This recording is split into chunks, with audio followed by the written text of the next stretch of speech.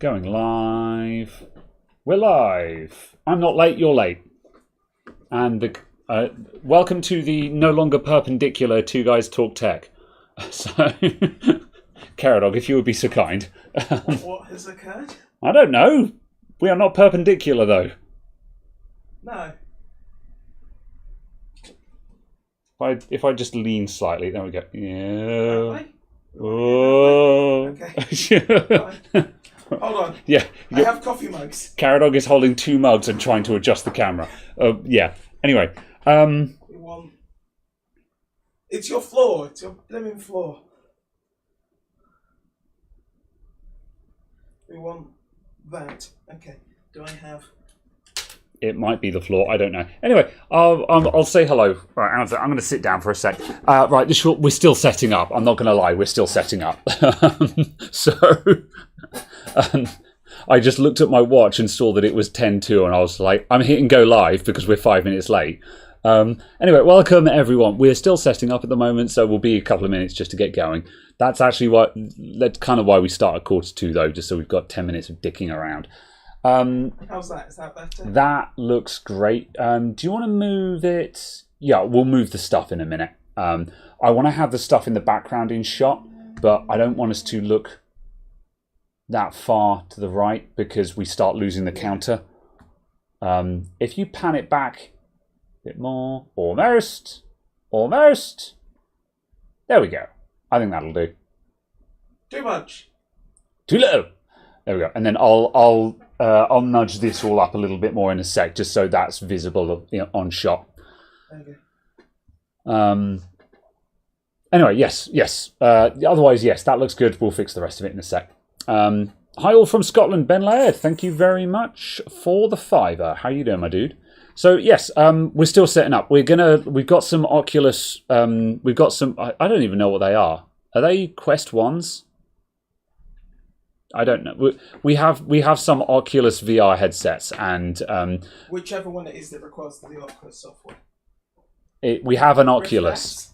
Well, it's not the Quest because the Quest are the all-in-one boys. Yeah. Which are the mobile ones. Yeah. So it must be a Rift. Yeah, it must be a Rift. Yeah, a grift. Anyway, well, we'll have a look in a minute. We've got a box of various Oculus bits. So what we're going to do today is I've been sitting on these for a while. They were gifted by a viewer who upgraded all of their VR stuff to whatever they upgraded it to, and they said, "Here's all my old VR stuff. Enjoy," kind of thing. And I'm like, awesome. So I've been sitting on these boxes for like a couple of months now. So what we're going to do is we're going to look through them, figure out what we've got and how to get it set up and working. Because there's lots of bits. We don't know what's there. We don't know what's missing. And a lot of it kind of needs cleaning. They've all been used and the headbands are all a bit sweaty. So we want to have a look and just see what we can do to clean it up and get an experience out of it. So yeah. Are you okay, camera? The camera's doing some mad hunting right now. It literally looks... Are you okay, camera? Hello. It kind of just started going... Rup, rup. All right. Do you need... See? You see what I'm talking about? Hello. Is this the action punch-in? It's just like, punch-in. What is going on? I don't know. It's your camera. Right. Bloody cheap Canon thing. Yeah, apparently. You need a Logitech is what you need. So, yeah, I think we've just got to abandon autofocus and DOF today. I require you to change camera then, because I need to go into a menu. That means... Okay, yes. One moment. Let's go. Bam. Whoop. There we go. Here's the camera. So yeah. Hi. Oh, we're over here now. Right. I'm going to carry on setting up while I talk. Dark Knight as well. Thank you for the £2. It was you. Oh, of course. Yes, Dark Knight. I recognise the name now. Thank you very much, my dude. Much appreciated. There we go. They all work. Yes. Yeah, I'm fairly expecting them to work, but like, obviously, I think we've got... I can't remember what's in here, in short. So yeah, I'm expecting them all to work. It's just figuring out what we need for a full setup. So yeah. You're all good. Let's Let's see. Do you need glasses to use the Oculus? No, I'm short-sighted. So basically, anything closer than a meter, I can just take my glass. Oh, I lied. I won't need glasses to use the Oculus. No, if it's that close to my face, it's fine. So yes, I'm switching back. I was looking at the wrong camera. Let's go back to Camlink. There we go. The light in the background is a bit bright. Yes. Now it's not. It's because the lights were set up for this camera, not that camera. So yeah. 2 rifts, 2 controller, 1 spare rift for parts. Yeah. That's probably what we're going to find in the box then, I'm sure. The short answer is, apart from opening the box and go, that's all I've done with these since you left them with me, if I'm honest. So, and I was big. We were going to recap that old motherboard today. However, the capacitors have not arrived. I ordered them during the week. They haven't arrived yet. So this morning I was just like, Caradog, the caps didn't show up. We don't have a show this afternoon. And Caradog was just like, what about the VR stuff that you haven't looked at yet? Let's do that. So we're going to show you guys today how to set up a VR thing, I guess. All right, I'm going to move this stuff back a bit so it's in shot.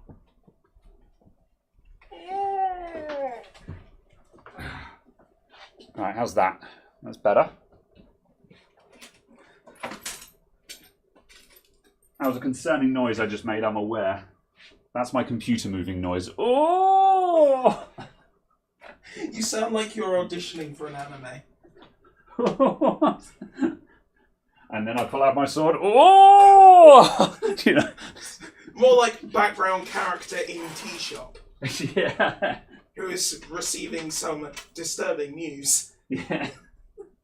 Or the protagonist crashes through and ruins my cabbage shop. Oh, my cabbages. Welcome to Two Guys Talk Tech, everyone. This is a professional podcast. Also, Avatar: The Last Airbender. My Best cabbages. Show, yeah. Best show ever to be on Nickelodeon. Yes, absolutely. There is no war in Ba Sing Se. Right. There's so many screws and water cooling and AIO fittings on this bench for where I still have not tidied those up. It's terrible, man. Okay, let's have a look through chat. Mickey779 sends $5. Hi from Minnesota, USA. Glad to make it to your first live show. I'm so sorry. Thank you very much, my dude. Thanks for joining. How are you doing? I would say they're usually higher quality than this, but that feels disingenuous. Yes. However, they are usually, however, slightly more on time. Yes. I'm gonna do that. Honestly, though, I think our unscripted messes are probably more entertaining, though. I think a lot of people prefer this, where we're just making it up as we go along. I think if we actually scripted, it would be too stiff. If I'm honest, you know, that is not a problem I've ever had in my life. Self-burn. Well then, that's where we're going today. Absolutely. You wear your glasses with your Rift. Ah, interesting. Yes. Oh, that's interesting, Chris. I wore mine with my Vive. Cosmos. Yeah. For a while to see what it was like and to see how good it was for people who are particularly vision impaired. And I was like, it's okay. It was neither better nor worse than I was expecting. It was just fine. Yeah. The other thing as well is I need an eye test. I haven't changed. I need my eyesight. Yeah, I haven't changed. Well, this is the second pair of glasses I've ever owned. The first set I had for about 4 years. And when I got these ones, which was probably at least 4 years ago, maybe 5 years ago. In fact, yeah, it was, oh God, it was more than six. that. Yeah, 6 or 7 years I've had these glasses. Like when I got these ones, my eyesight had shifted like 2 steps or however you measure it. So it's reasonable to assume that my eyesight has shifted considerably since I got these, and these are way out of spec for me. Did you put them on and then go, oh yes, leaves again? when I changed to these, it was an improvement. I was just like, oh wow, that's so much better. But it wasn't that they didn't work. But the problem is, you don't know until you see something better. Yeah. Yeah, it was like when I got glasses for the first time. Yeah. I was walking down the main street that I always forget the name of in Glasgow. Walking down there, just looking down the street, and was just kind of going on, off, on, off. I was just like, oh, it's normal for people to be able to see stuff, is it? Yeah. And It's hard to imagine if you've and then never it was done the fact, and it was the fact that I then went, I've been driving like this. Yeah. That was the point that was the most concern, was just like, oh, I've been driving like this. Never mind. I wear glasses now when I drive. Yeah. Okay, right. So, yes. I am going to grab the Vive, though, just so we can kind of do a comparison. Yeah, I forgot that it was still sitting out the back. Yeah. You should probably take it home and use it now and then. Just to, because that might be fun. He heckin' bought this and he doesn't use it. Well, yeah, because the plan was for us to set it up out there and That's use true. it at weekends and stuff. That's true, yeah. In the giant space of a shop you now This have. is true. We should do that as well. Well, I mean, it's like I said to you earlier on. I said to Caradog before we started. That's where the stupid, awful Chinese power supply fan went. Very well. I said to Caradog before we started today, I said, Mouse Matt? I don't know how to set up VR, which is why I haven't done anything with these yet. Now, I'm sure it's very easy to do, which is what we're about to discover. We're probably going to do this and I'll be like, oh, wow, that was very easy. But I just haven't done it, man. I'm busy. Yeah. It'll be cool to get a comparison, though. So, right, I'm going to put these boxes back here. Yes. We'll put them on the back bench. So the idea is that we're going to set it up on the Lianli here, which is why we've got this here. And we've got the big monitor there, so when we're using it, you guys can see that there is indeed a thing on. We will have HDMI capture as well. So shall I run another cable out there so we can mirror into the capture card? I think we'll do that second, but yes, absolutely. Okay. Because I don't know if it will confuse everything. What, having mirrored monitors? I don't know if the headsets will count as a mirrored monitor. Yeah. Because you can have the Quest appear, the Cosmos appear as a extended monitor. Yeah. And I don't know if it will just cause everything to get very confused. So I think it's best we do a setup, confirm that the bits all work together. Yeah. And then we'll see if we can mirror off of it into a capture so everyone can see it a bit better. Yeah, okay, that's cool. Yeah. Because I also, long term, I want to try streaming some VR stuff. Yeah. So, obviously it's very it'll be interesting for me to see how well that works out as well. Yeah. Whether we stream it from here, or if I were to stream it from here, I'd probably do it off a stream PC and just have a streaming box set up with a HDMI going into it. So, yeah. Let's see. Multiple for the win. You got 7, 10, and 11 running on your laptop. Fair enough. Everybody resisted 10. I would say the opposite, Jim. I don't know many people who are excited for Windows 11. I'm not. I haven't upgraded anything. I mean, we're running 11 on this machine just because it's a shop PC, and this is one of the machines where I've been testing 11. But I'm not running 11 on any of my dailies. Like my laptop, this stream PC, or my computer at home. They're all on 10, and I, quite frankly, have no desire to upgrade, which is not to rubbish 11, but I use this, and I'm just like, I don't really care.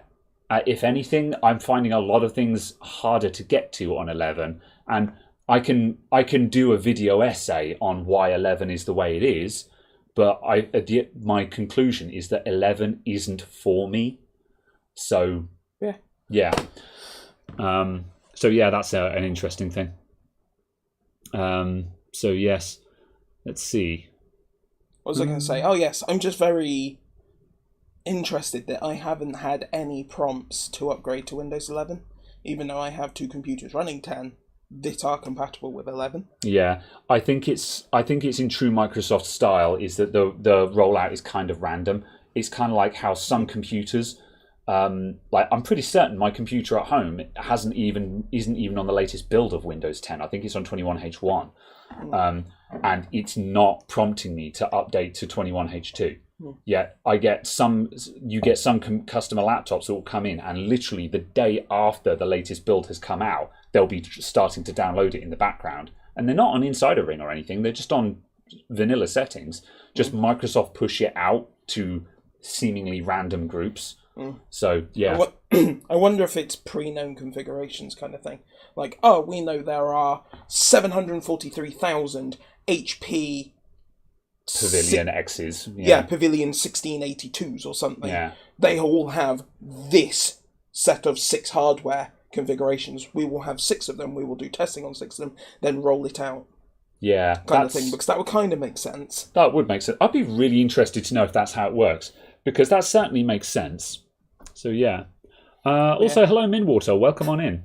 Absolutely. I'm going to grab your coffee, and then I think we should. Yes, thank you very much. I'll start unboxing stuff in a sec, just taking it out the box so we can root through it. Didn't Windows 11 release a month ago? It was longer than that, I think. So yeah. Let's see. Mike Visions. I'm with you, lads. My systems are ready for Win 11, but I've delayed it. It's on my spare system I use for testing. Yeah, thanks for the £5, by the way. Yep, same. I mean, where I've been using it on this computer, and like, I sometimes game on this PC in the evenings. If I'm in the shop late in the evenings, I sometimes play some games on this after I'm done. I wind down with some games. So I've been using it a bit here and there, but like there are some things where I'm okay with it. There's nothing in Windows 11 that's offended me so far, but there's certain settings where I've had to click through and be like, man, this is now 5 clicks to get to what used to be 2 clicks kind of thing.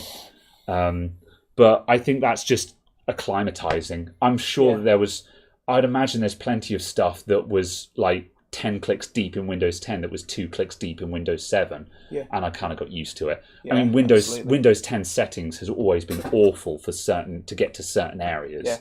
So we'll get used to it. There's not a doubt in my mind. I'm not going to say that Windows 11 is bad.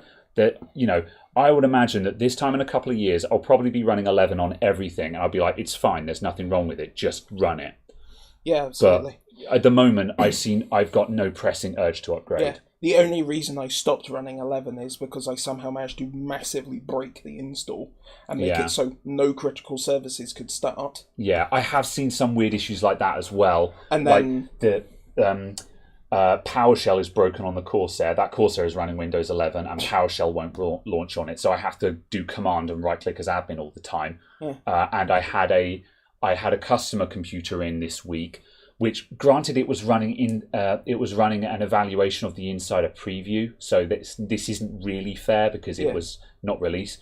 But UAC was completely broken on it. Oh, how bizarre. You right click run as admin on anything, the prompt never appears, so you literally could not run anything as admin. It wasn't in for repair, so I was like, I don't have to deal with this. It was literally in to put another hard drive in it. So, however, I said to the customer, by the way, admin is broken. You should probably get that looked at some point. However, that's not by me. Not by me. not relevant to what we're doing today, and you need it back today. But as an FYI, so but then weird things like this happened with 10 when it was first released as well. Yeah. So it's just these are the perks of being an early adopter. But I don't need to be an early adopter right now. So yeah. 10 was very exciting when it came out. I wanted to be on 10. 11 doesn't excite me. Yeah. I'm no longer in a position where I can run it and not care, kind of thing. So I'm slightly unhappy with that. I'd like to move. Excuse me. I'd like to move back to a situation where I can do that. But stuff and things and reasons. So I'd like to try it out at home because I had it on my work PC for 6 months, I guess, because I think I had the last 2 Insider builds on it, and then whatever the stable release was until 2 weeks ago. Yeah, when I completely rogered it. And the only reason I went to 10 was because I had a flash drive of 10 set up and ready to go. Yeah. I was like, this needs to be fixed an hour ago. Yeah. I can't sit around and wait for a flash drive. Yeah, so I just reinstalled on 10. Very well. Right, let's start looking at stuff. Absolutely. While we're here. So what I'll do, I'm going to get the overhead camera on. Just because where we're standing, repositioning the main cam is going to be a pain. So let's let's go to bench cam. Oh yeah, I always look at these and forget they're made by Lenovo. Yeah, it's weird that, isn't it? Every time I'm just like, Yeah. oh yes. Right, let's have 90 degrees. Back out, and we don't need the HDMI capture there. Right, let's go to a big top-down view. There we go, just so you guys can see what's on the bench and what we're doing with it. Let's do a bit of that. There we go. Right, so we're making this up as we go along. We're just unboxing all of this stuff and looking what's there. So we've got Caradog's Vive here, which was, what was it again? Cosmos, yeah, Vive Cosmos. Yeah. I've used this before. That was super good fun to use. So these, we don't know what they are. They are Oculus somethings. Are you... Rift. I think they are the Rift. Rift 1. Or is there a Rift 2? Hold on. Is it Rift 1? Oculus Rift S. Yes, yeah. It is the Rift S. These are Oculus Rift S's. So we've got three units. I think we've got 3 headsets. We've got 2 controllers and something else. Yeah, there we go. So this looks like the complete unit here, actually. This box has 2 controllers and a complete headband cable, the whole shooting match. So yeah, what we want to do is just, we're going to get one of these set up. And then what I want to do as well is, all the headbands are used, so I want to see if we can clean these, basically, and just brush them up. And I'm not really showing these on shop.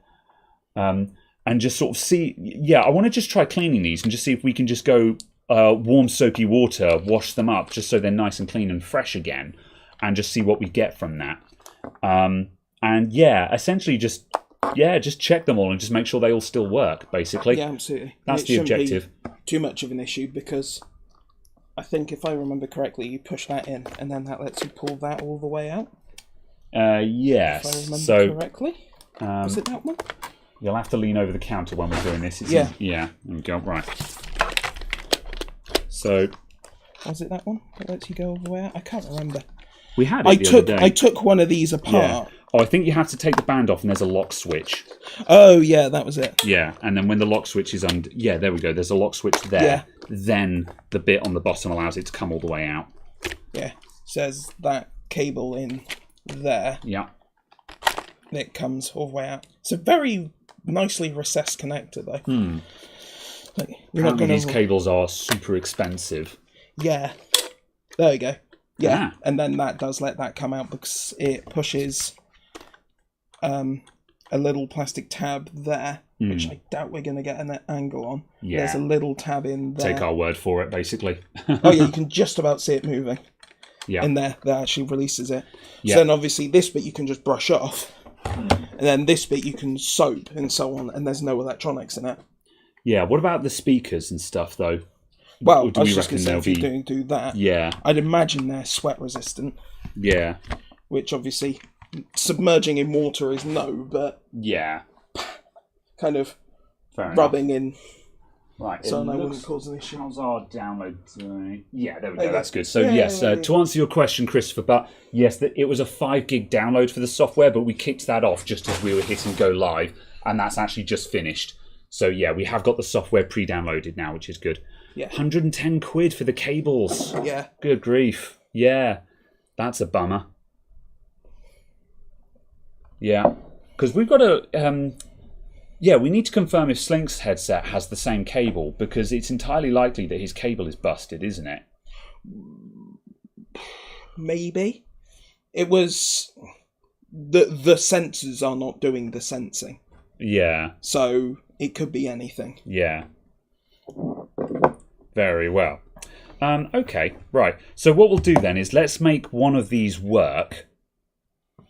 Absolutely. And then we'll move forward from there, I guess. Yeah. So yes, I don't know how interesting this is going to be for you guys. This is mainly just a matter of we've got these headsets. I don't know how to VR, so we're just going to make them work and be like, oh, there we go. These are indeed VR headsets. So far as we know, they all work because they were all working when they were last used, but they've been sitting in a box and they've been moved about. So we want to test it all again. So yeah. What's up, Winston? How you doing? Let's see. Rusky, you said you've tried PSR, VR, Rift, and Quest. The tech is just not there yet. Feel the view is limited, just don't feel immersed. Yeah, I mean, I do feel like we're getting there. For me, the difference is that they're getting cheap now, or at least the Oculus stuff is cheap. We might have a couple of issues. Oh, just yeah. because a couple of the cables have. Yeah, those cables are kinked, aren't they? Yeah. So yeah, this is exactly why I want to test this, because we want to try hooking up with that cable at some point and just wobble the cable while it's running and see if there's any response to that, so we know whether that cable is actually bad or not. Because like, it's possible that might be we might be able to jury rig the cable in a way that it doesn't flex. But if that's the case, I want to know that cable needs to be jury rigged. Yeah, absolutely. So this is why we're testing, basically. Yeah. Basically, it's a case of it's a display port and then just a USB 3. Nice. And check for batteries in the controllers. Let's see. How does the controller open? There's an eject there. Yeah, we got some batteries in there. Cool. Am I going to get the... Yeah, I've got a multimeter right here. Let's see. Tyrian 2000, thank you very much for the €5. Loving the stream. Keep it up, boys. Thank you very much, my dude. Much appreciated. How you doing? 983. Yeah, these batteries are goosed. I'll grab some fresh batteries for the controllers. That's 950 milliamps out of circuit. So yeah, those are absolutely toast. No idea how important it is in these, but I've got spare AA batteries, so who cares? It's nice that they just take one each, so a pair will do the job. There you go. Oh, good. Interesting that the Oculus software hasn't been updated.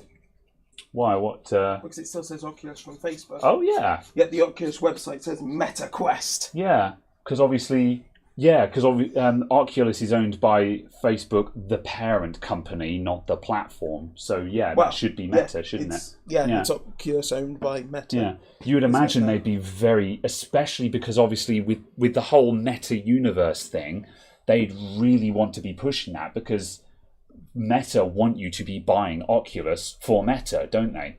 So you'd think that'd be top of their priority. Unless it's branded because these are older headsets. I don't know. But, yeah. Right. Just interesting, all the same. Triple A's. Where are my double A's? There.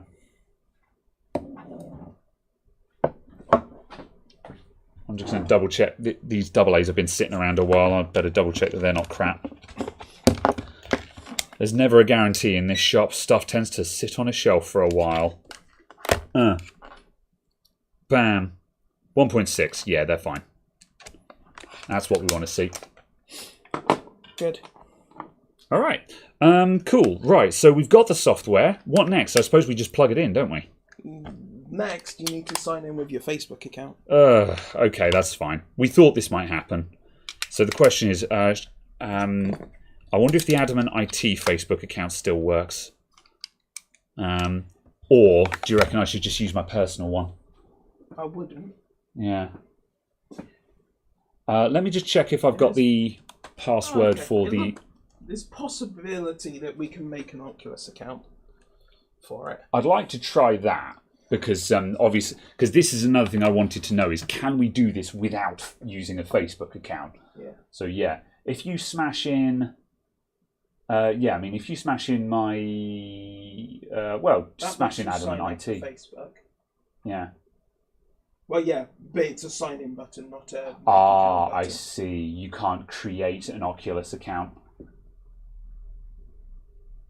No. Yeah, that's how they get you, isn't it? You can sign in with an existing Oculus account, but you can't make a new Oculus account. Not from me. Yeah. All right. Let me check if I actually have the login for the Adamant IT Facebook account, because I genuinely don't know. Rick Lakes, hello. Thank you much for the $3 super chat. Do the Adamant IT, maybe. Can you give me 100 million money? You sure can, my dude. You sure can. End stream. Wait, hold on. Yep, I'm looking around and thinking, what do I need right now? I need to sign into LastPass. Right. Yeah. I was going very slowly then. I was like, wait, the keyboard is in camera shot. Let's go slowly here. Stop, slow, think. The dangers of live streaming, everyone. This is why we don't do live repairs. Would it not make sense just to log into LastPass on this machine? Yes, that would make sense. I can't remember if the Facebook account is even in the Adamant IT LastPass. There you go. I Sign in on that one because the keyboard's out of shot and you're facing the wrong way. Yes. Right.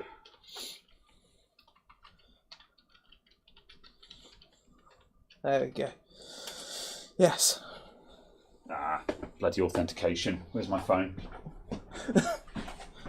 Damn it, two-factor. How dare you actually force stuff. It does seem to be utterly random for me, though, if LastPass will actually trust a device for 30 days or not. Same. It is vexing me greatly, LastPass's two-factor and logins at the moment. But like you said last week when I complained to you about it, what I need to do is just log out of everything on LastPass and sign in again. Yeah. Because I sign into it from so many so many devices at the same location that I think it just gets confused. Yeah. So yeah. Right. Okay. So, let's see.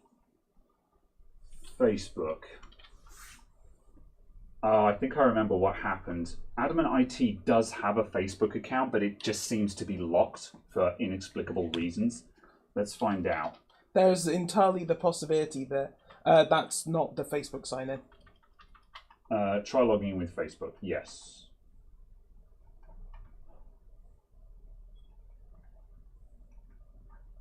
There we go. Give me all your cookies. All right, LastPass is making suggestions. Huh? Ooh. You can't log in at the moment. To keep your account safe, we temporarily locked it. This is why... yeah, okay, fine. Check your login info and make sure that you're using your user device on a secure network. Yeah. What? That's why I can't use the Adamant IT Facebook account. What? Yeah, it's fallen into that state, and I'm halfway between going... the other thing as well is that I just don't give a crap about Facebook.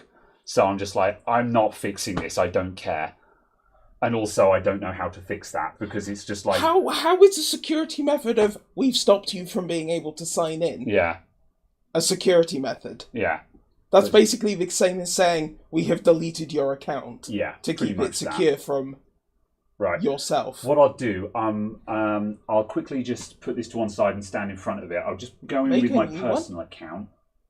How much? I suppose we can make a Joe Blogs account or something, couldn't we? Might as well. Yeah, I'm tempted just to log in with my personal one and I'll go through the login screen and just see what it's showing. It's going to pull up contacts though, isn't it? Well, yeah, exactly. Yeah. And I don't know what the Oculus software is going to pull out of your Facebook account. Yeah. That's what I'm saying. This is why the integration with Oculus and Facebook is bad. Yeah.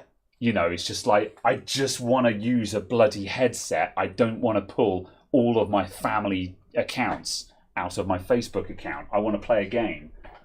Bloody hell, Facebook, Meta, whatever. Okay, fine. Let's make a burner account. Yeah.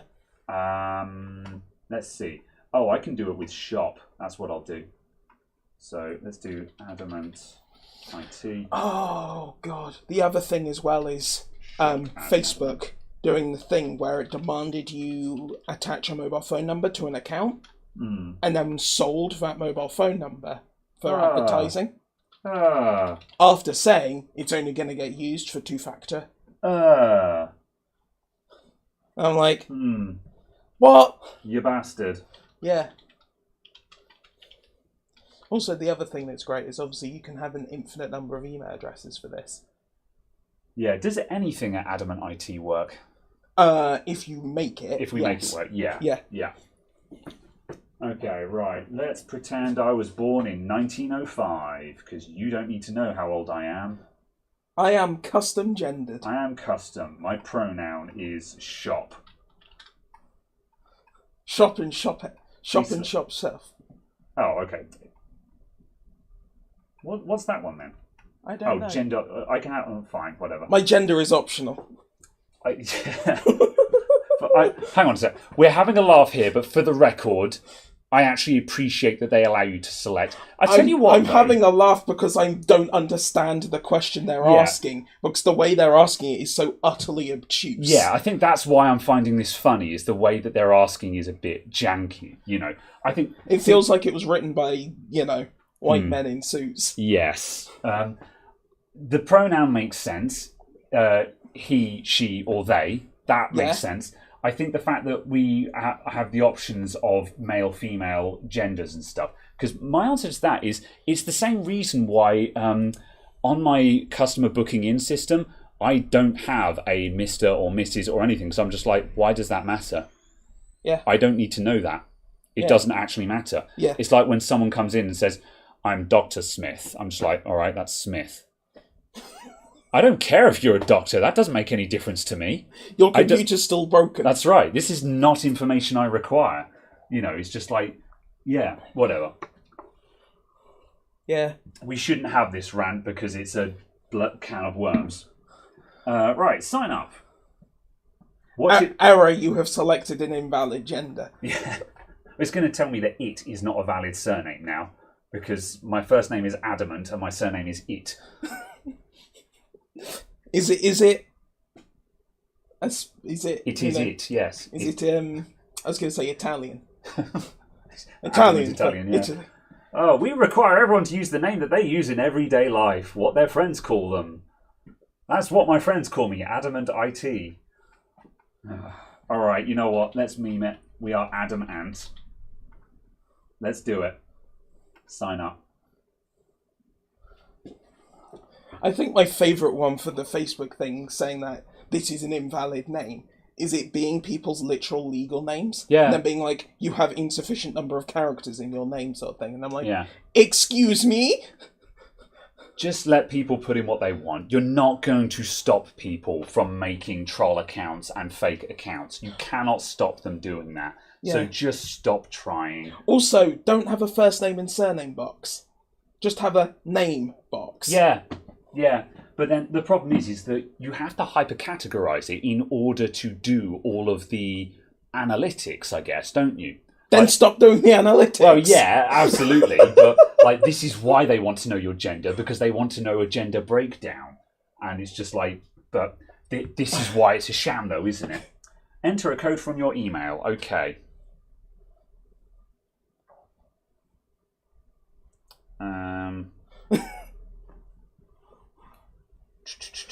Gmail. Are you now going to struggle to find it in the 93,000 unread emails? Look. There's probably more than that. And all of them are people going, I watch your YouTube channel, and I'd just like to say... Yeah. I don't mind well wishers. Please don't send me emails with tech support questions, though. I'm sorry, I can't answer them. I would literally spend all day just answering emails. This is why I don't read my emails. I'm sorry. I feel bad about it, but there's nothing I can do. Okay. I am but a man. Account confirmed. We did it. We hacked the system. Allow only essential cookies.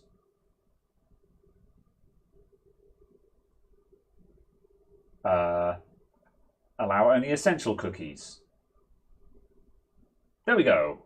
Excellent. Facebook, everyone. Man, I haven't looked at Facebook in over a year, I don't think. Not even the Adamant IT page. I haven't looked at Facebook in 7 years minimum. The Adamant IT page gets updated if I post something to Instagram, because I've linked those accounts. So every now and then I'll make an Instagram post and it automatically pushes it to the Adamant IT page. That's how I manage to avoid Facebook at the moment, is I post it to Instagram instead, which is slightly less awful.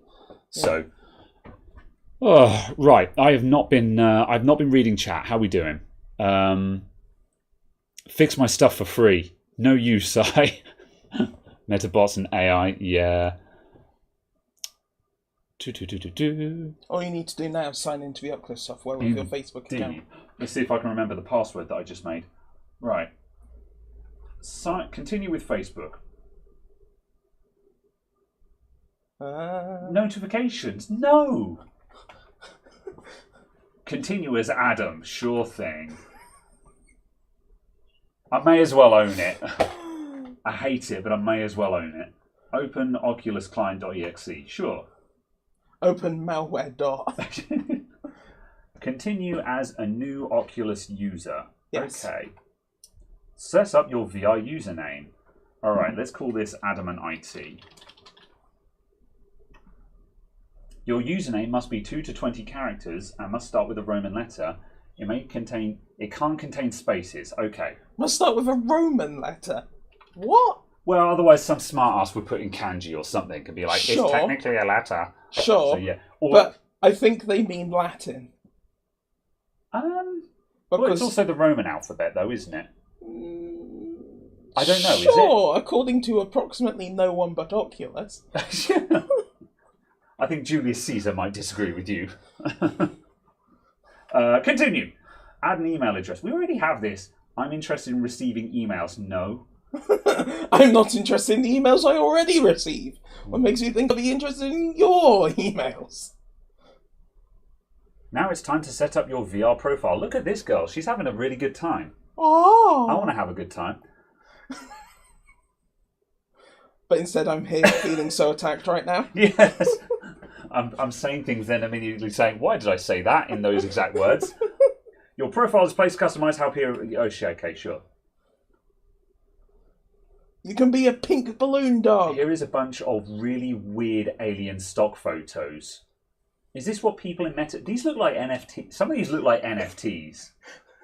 Perhaps they are, and someone just went right-click save as. Yeah, I'm going to be this. That looks cool.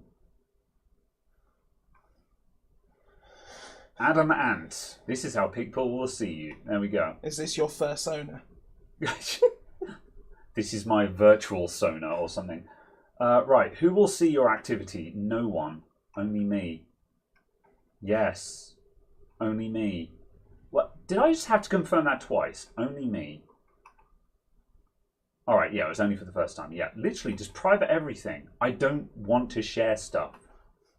Do you want to share your progress to your friends on Facebook? No. Okay, install. Add payment method. Skip. Skip. Oh, good. Set up a pin. Okay, right. Use a pin to purchase things with the payment method you don't have. Yeah, for reals. Can you set 1, 2, 3, 4? That's a good idea. Probably not. I really hope not. Oh no, they allow 1, 2, 3, 4. Excellent. That's terrible. There you go. Right, There's the options. Yeah, we have a Rift S. Absolutely. Rift S. Okay, connect your headset. Sweet. Do the thing. Let's take this one. Na na na na. Na na na na. Na na na. Click. Yeah, all things considered, that wasn't actually too bad to set up. I think it's just... I think my main beef is the requirement for a Facebook account. It's just like, we should not need this. But yeah.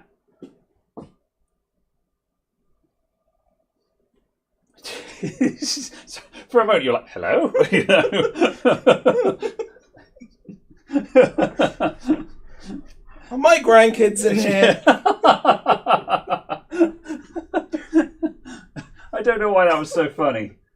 Also, it's not working. Julie? All right, let's try one of the other Can you ones. fetch my reading glasses? I think we suspect that one of these is for parts, so that might be the parts one.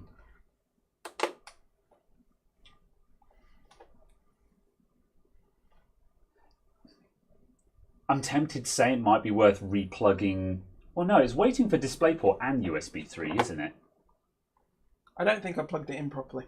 Okay, yeah. I was going to say, failing that, it might be worth just replugging them at Oh, the there other we go, end. because the light's actually coming on yeah. this time. Okay. Aha, There we go. we have it. Okay, we've got USB 3, we've got DisplayPort. There Right. you go. Hold on. I'm going to now unplug this one, Yeah, I'll plug the other one in. and hopefully that will stop being green. Damn it. Doesn't look like it, no. Okay. That's fine. Well, once we've got it all working, we can probably just hot swap them. Hopefully. Yeah. Hopefully it's not going to... Yeah. Ah, there we go. Okay, it's redetecting, yeah. Okay, that's interesting. So, yeah. I'm hoping that the headset is not, like, serial matched, so we can hot swap in different headsets and it will just not care. Otherwise, we might have to run the setup every time we connect a different headset, which is kind of a ball ache. Yeah.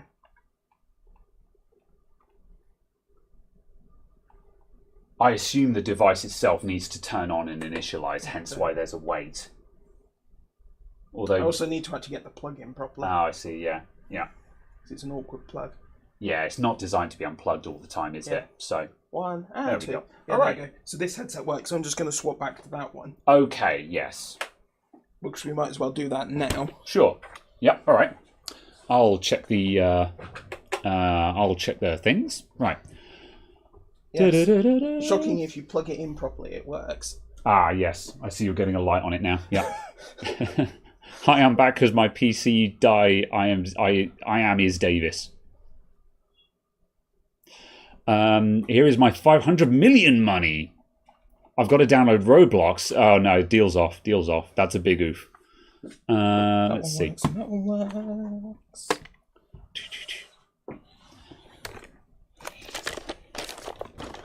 In Euro phone with subscription at 30 internet existential movie series. Okay. Pardon? No, I started reading that and then I was like, no, I've lost this one. Oh, here's an interest. Yeah, okay. While we're talking about this, Noel Dowd has just come up saying, what do I think about Linus calling people who use adblock pirates? Right, okay. So, this is a complicated topic, and I'm not going to get into the weeds with this one. However, the short answer is, I think he has a point, but he made it very poorly, and I think he chose his words poorly, because the thing is that the equivalence, the false equivalence that he was making is that. The payment is in advertising, so therefore if you're not accepting to watch the adverts but you still watch the content, that's the same as watching Netflix without paying for it. And it's like, no, that's not the same, because YouTube is delivered with adverts, but there is not an upfront agreement in place for that. They simply deliver the content with some adverts and hope that you watch the adverts as well. However, the point that he was trying to make is that if you block all the adverts and you do not contribute to a channel, then you are not paying for anything and you are not helping that channel, and you need to consider the ramifications of that. You need to consider the impact. That's the message he was trying to deliver. That if you're not providing any kind of, like, watching adverts is a form of payment. If you're not providing any payment to a contributor, you need to consider what the impact of that is. If everyone blocked adverts and didn't watch any adverts and didn't buy any merchandise and didn't support, the content wouldn't be possible. So that is what he was trying to say. However, when he doubled down on it, making it the equivalent of piracy. That is a very, very sledgehammer approach to this, which was inflammatory at best and disingenuous at worst. So, as I say, I understand the point he was trying to make, but I think he made a very poor job of making it. That's my opinion. I think it is another comment in a series of poor editorial decisions displayed by him and the company that he provides the editorial direction for. Given that they have done a video on how to set up Pi-hole and block all of your adverts, how to set up your own VPN to get around geo-blocking of content, and also how to use ad blockers in your browser, and then comes out with the statement, ad blocking is piracy, but we're going to tell you how to do it. As long as you don't do it for our content. Well, he said... Which is the inference. He also said he doesn't care. Sure. And he was very firm about that. He was just like, I don't care if you block my adverts, you know. The inference from the statements taken as the individual statements Yeah. of this video, this tweet. Yeah. The statement of those individual pieces of media is, block all of these adverts, get around all of these content restrictions, but don't do it to my content. Well, that's the thing. He didn't say, don't do it to my content. If anything, he was, when he said you have to consider the impact, he was more implying impact to small creators. Like, for example, for me, because I don't have sponsorships, losing YouTube AdSense revenue is devastating to me. So from that perspective, he's more worried about channels like me. However, he made a very blanket sledgehammer statement, and if that's the hill he wants to stand on or die on, he should have made the point in a much more eloquent manner. And again, it's difficult to, it is difficult. He can't take the high ground while also telling people how to circumvent it, which is what you're saying. I think, similar but different to him continually blaming cryptocurrencies for the GPU situation, which is arguably an oversimplification. Yes. And then saying, here's how to set up mining, here's which wallet to use, here's which software to use. Also, we're doing it on all of our GPUs, so don't feel bad about joining us. And it feels disingenuous to do both. That video, that video he did, that was a mistake. Is that still on the channel? Because if it is, it shouldn't be. Yeah. Yeah, I have no idea. But it's just a case that the lack of overall editorial direction, I think, is what this alludes to. It's mixed messages, is my isn't concern. it? Yeah.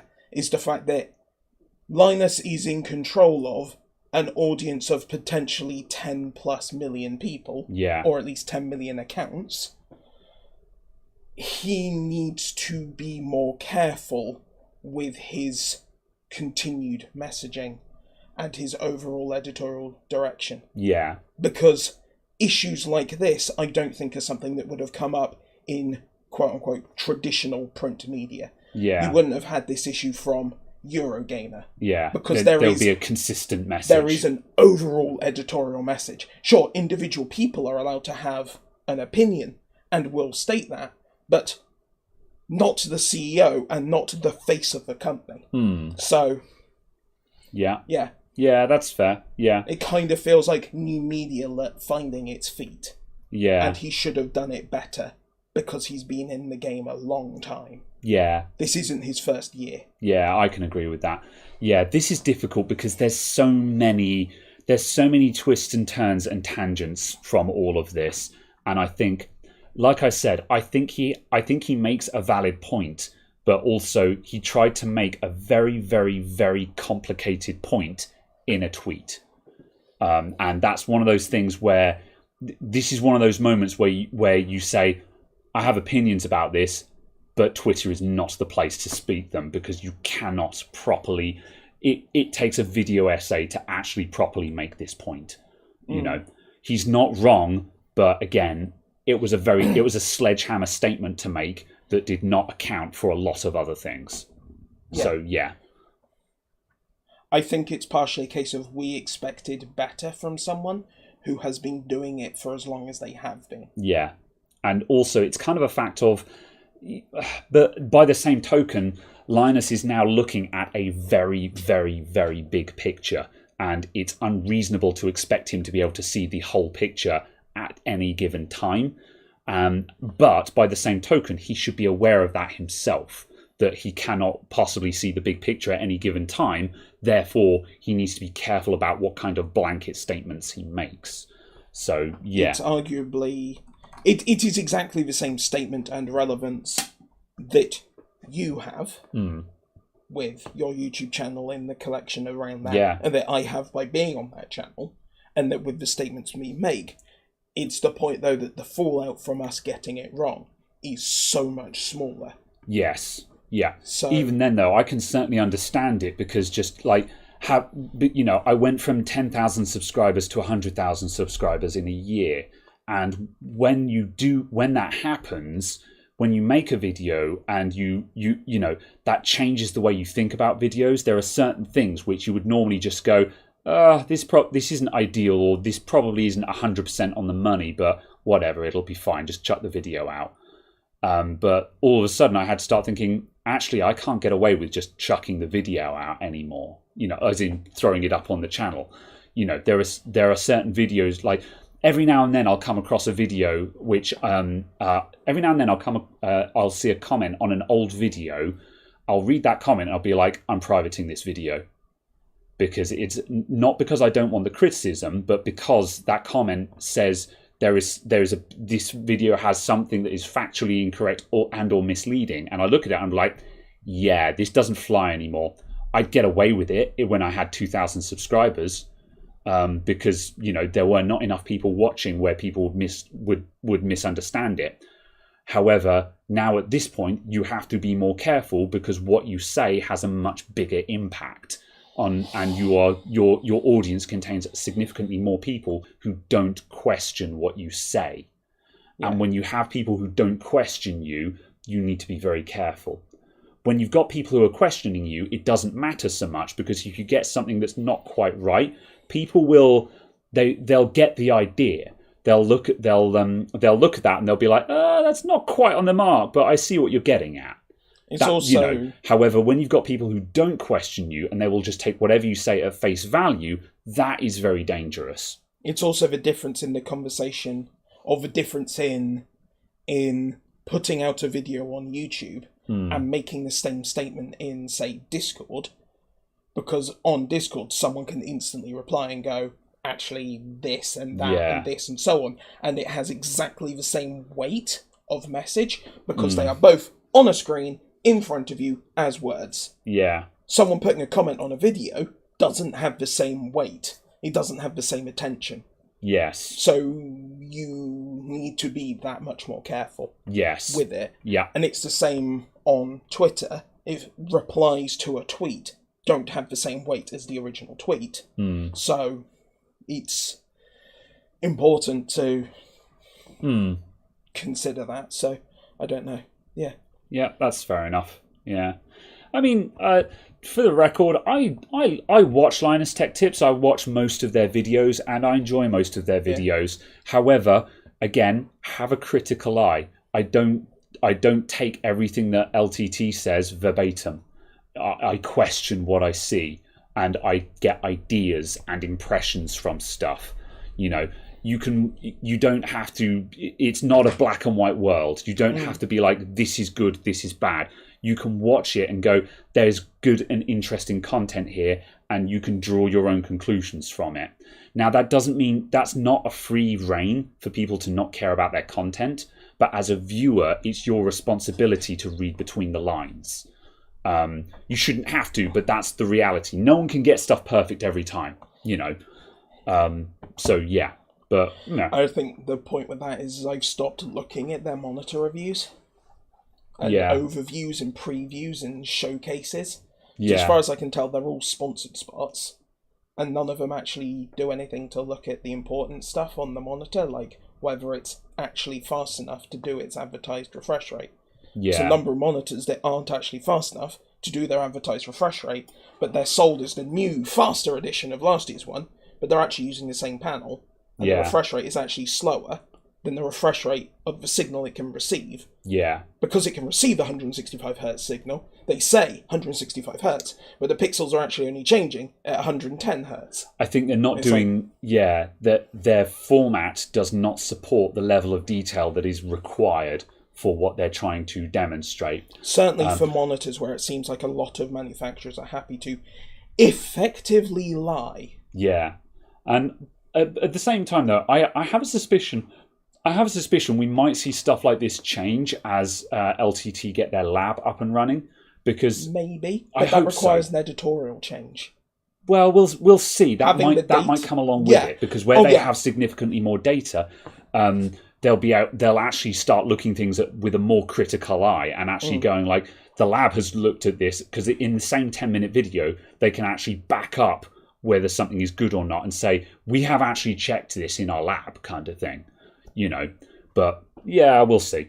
Yeah, and I think it's the case though that just having the data doesn't mean that the video will be better. True. If the editorial direction isn't in line with that, and isn't a reliance on the data as opposed to a reliance on the video doing well. Hopefully it will be a step in the right direction though. It'll be an interesting time, I think. But yeah, good, very well. Right, let's get back to the thing. Having had that question, so yes, because I don't want to. I feel like I'm being insulted by Mark. Sometimes Caradoc surprises me with his knowledge. Thanks, gee, thanks. Yeah, I realise that's not how you meant it, but still. Yeah. Well, it's being British. One always reads it in the way that is most self-insulting. Well, it's better than that one YouTube comment that came up a while back where it was just like, I don't think Caradoc adds much to these. And I was just like, oh, wow, thanks, See, what I add is forcing you to do it. Yes, this is true. That's what people don't realise. Yes. Is that my presence and my reason for involvement is simply to make sure that the thing happens. You inject a sense of urgency into the situation. Speaking of which... Absolutely. Continue your setup in VR. Okay, move into the centre of your play area. Okay, my play area is going to be this metre square. Absolutely. Right now, so that's what we're doing. You need to put the headset on. Okay, right. Oh no. Okay, hang on a sec. I'm going to. Can this be done? Yes. You'll need to do it from the other end though. Okay, right. Let's unplug this and undo the cable. Absolutely. I just did that because it was. Yes. And I thought tripping over everything as we're swapping bits around might cause problems. Understandable. There we go. Right. You will require the controllers, which have been paired. Oh, nice. Didn't spot you doing that. Good. Bring on the cider, lads. Yeah, I could do. Yeah. All right, let's do it. How are we doing? An hour in? Yeah, it's a good time. I'm going to get a jumper, though, because I'm getting chilly. I'll be right back. Imagine being able to plug a USB in. A number of times I go to plug a USB in and then go, no. Imagine there's no people. It's easy if you try. Imagine, though, there were no people. Ah. Bliss. Wait, no, hold on. So, I need to clickety-click. What does the tape mark on that one mean, just out of interest? That this is not that headset. Very well. Because one of them has a white label, one of them has no label, and one of them has a label. Okay, yeah. Therefore, we can track which one is which of the three identical headsets.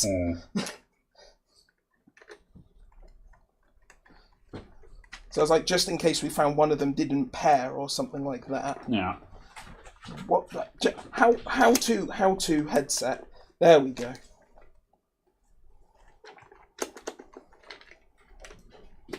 Oh, before I forget, I don't know if he's about, but if Nick Smith is around, thank you very much for the package.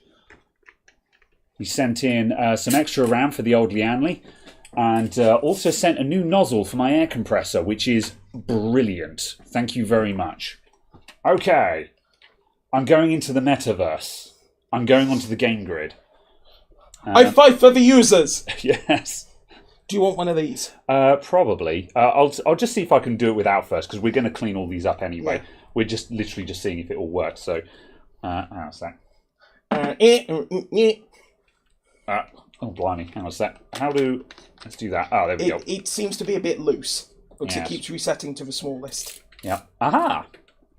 Right, okay. So the focus is horrendous at the moment. So how do we adjust?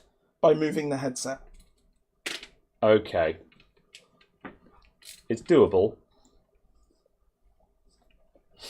Yeah, I think the mask bit is needed to make it sit right, so Other way. oh.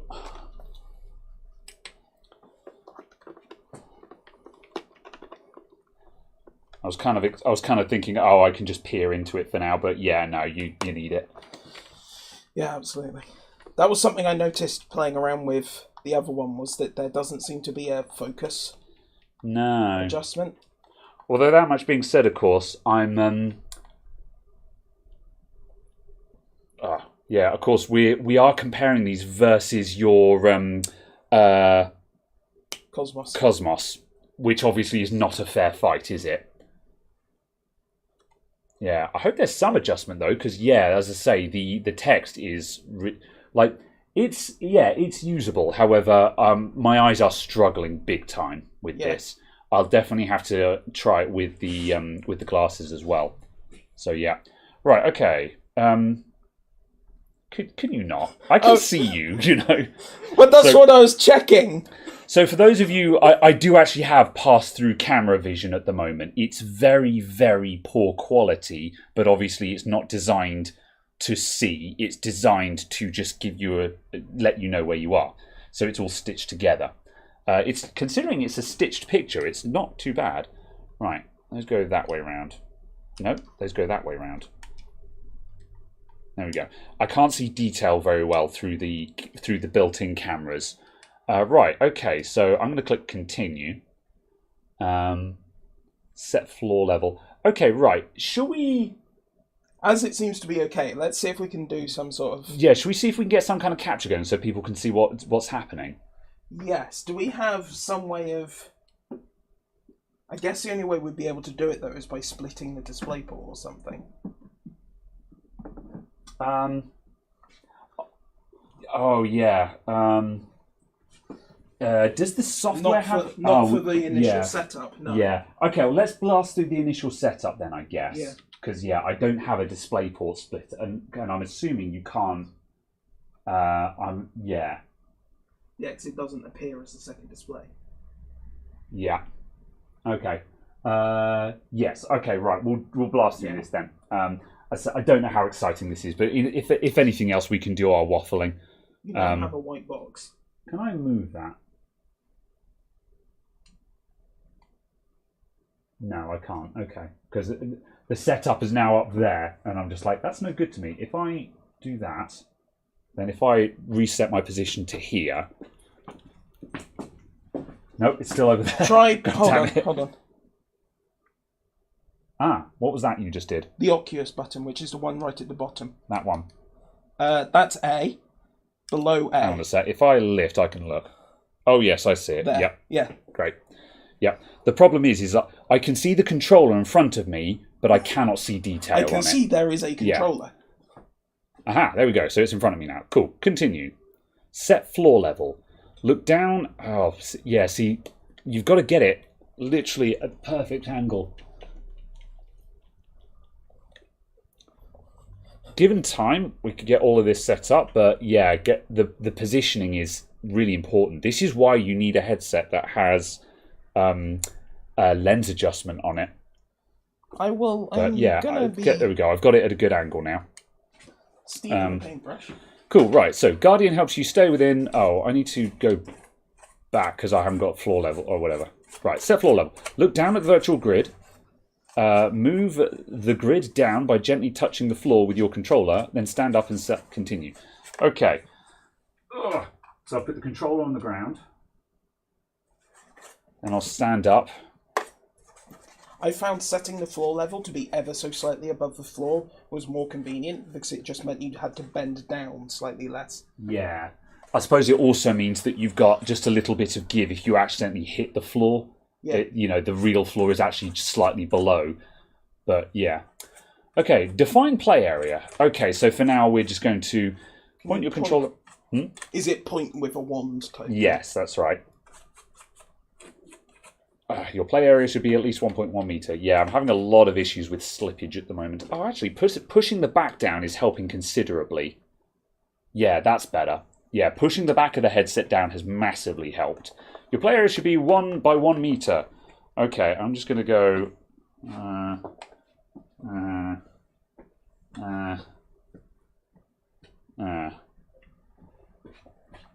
Unwind.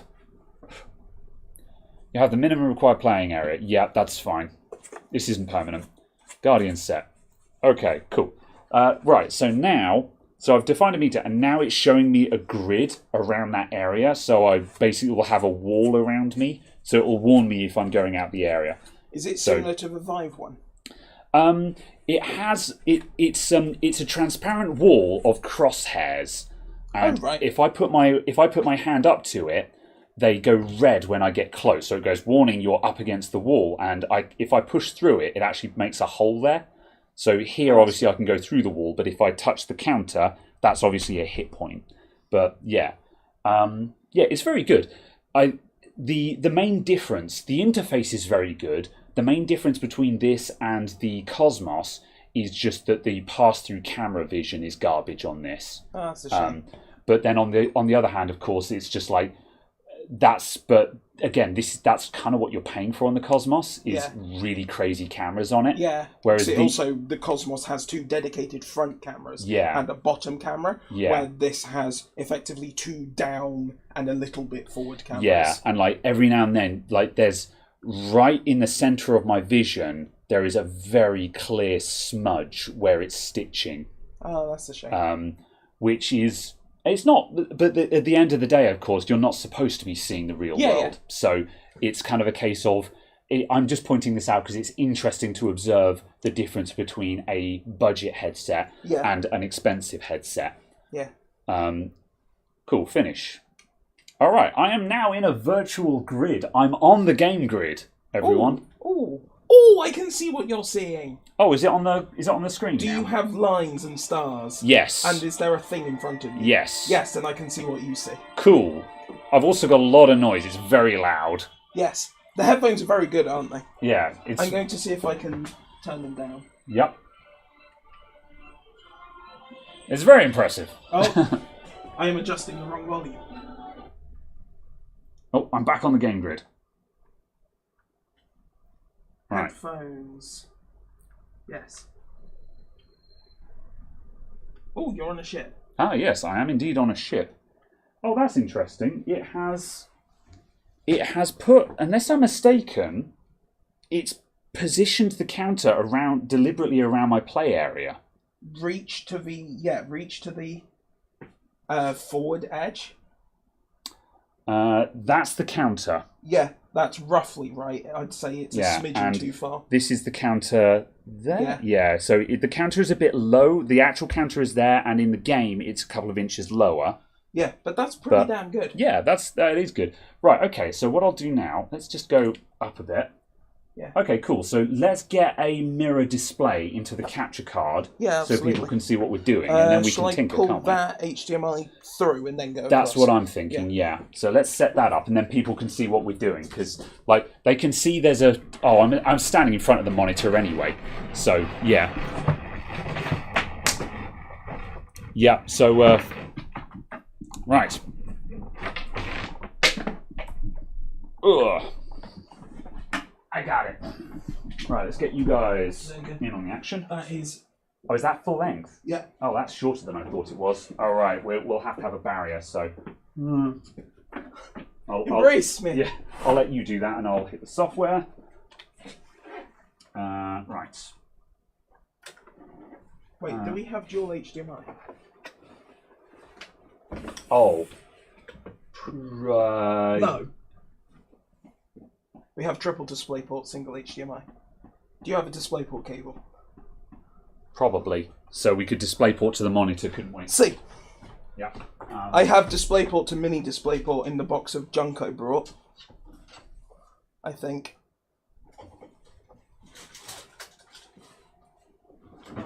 Oh, well, actually, you know what? I'm just going to do that. I might have a DisplayPort to HDMI in the Selectorama. Here's all the random cables that you brought. There you go. That's DisplayPort to mini. Has it got mini on the back? No, but the monitor does. Oh, the monitor does. Oh, cool, yeah.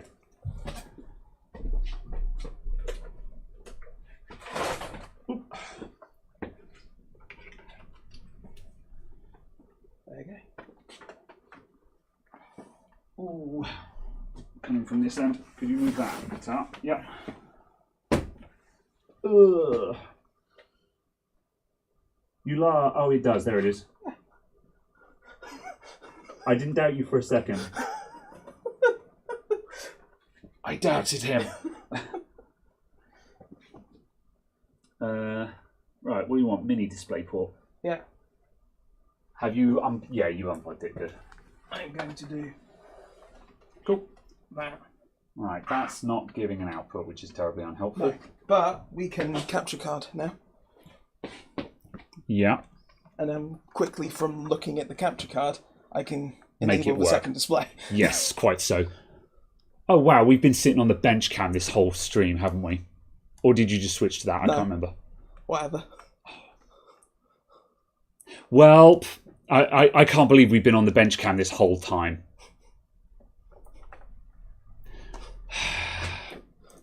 Right. Hello. My apologies, everyone. Right, let's go to that.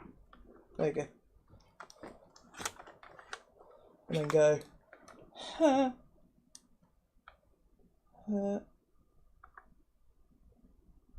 Oh. Apparently it doesn't exist. Wah, wah, wah. Have you given me a crap cable? It doesn't matter, we have that capture anyway. I guess, That's yeah. more than fine. Yeah, okay. Yeah, fine. What I'll do, we don't need the stuff on the right there, so if I maximise that, there we go. That's absolutely fine. Yeah, okay. Right, very well then. Cool. Oh yeah, let's just see if I can actually wear my glasses at the same time. Actually, no, I don't think that's necessary. It was headset positioning that was more useful.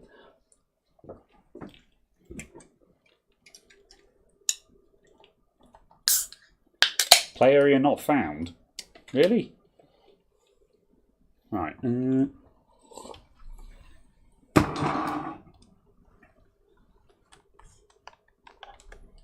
Oh, for heaven's sake, it wants me to do the whole thing again.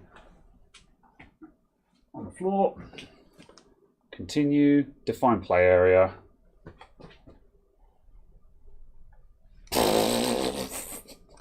No, let's redraw that. Yeah, I tried to do it quickly. It didn't work.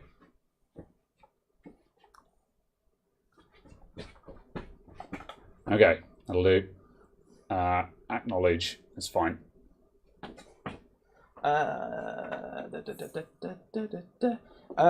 Step forwards over the cable. Sure. Like that. Yeah, and then again. There you go. Oh, because it's now hanging behind you, which is the way that the cable's routed out the headset. Yeah, that's fair enough. Cool. There you go. Wow. It's the metaverse. I would like it to skip this and just get on with it, if I'm honest. Like, this is, yeah. I am a pixelated fish. Yes.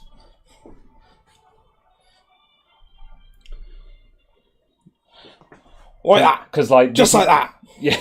Because it's like, this isn't actually very impressive yet.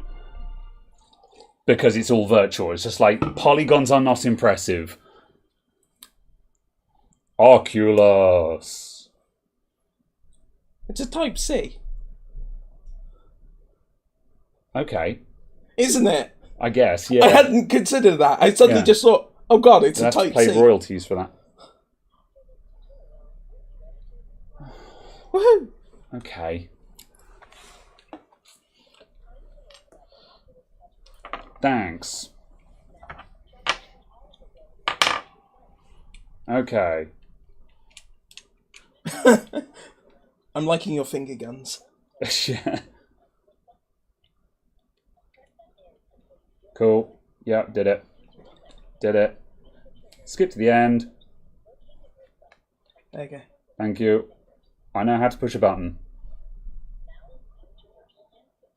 Let's see what your virtual hands can do. Oh, my hands are exploding! Cool. Oh, that's cool. It's got touch detection on things, so it detects when my fingers are touching the buttons. Hey. All right, Foz. Yeah. All right. Make a fist and lift index finger. Okay. Oh, lift index finger. Okay. Yeah. No. Lifts farm. Use your index finger to push the button in front of you. But thanks. Boop. It's your mistake for making the play grid that size. Yes, actually, that's fair. Okay, grab one of these blocks. Okay.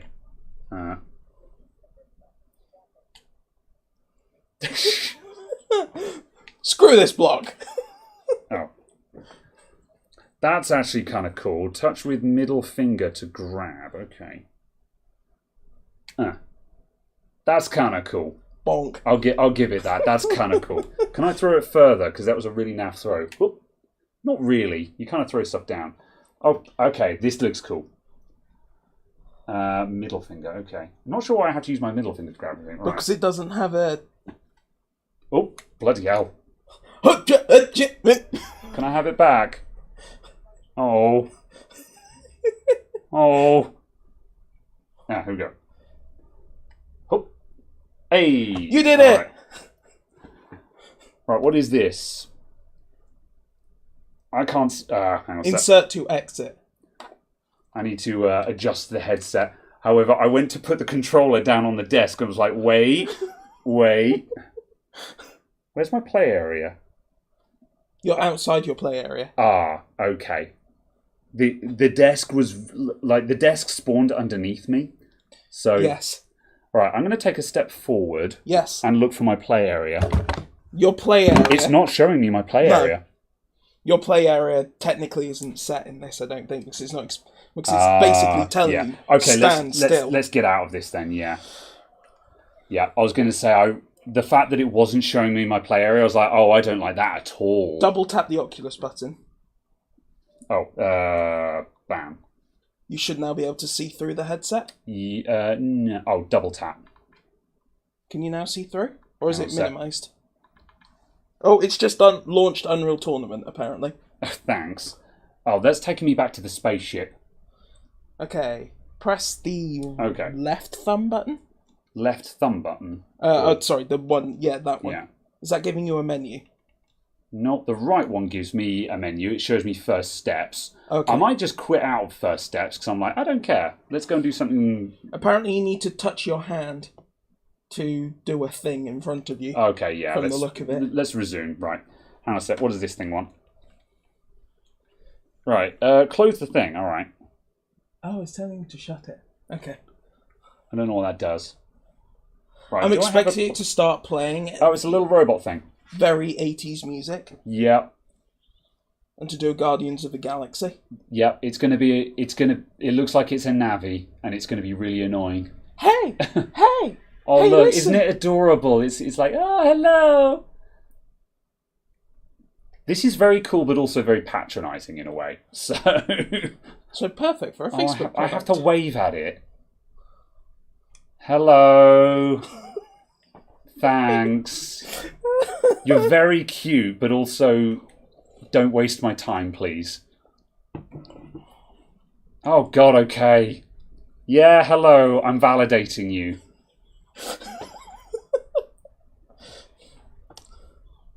Can I throw a can at you?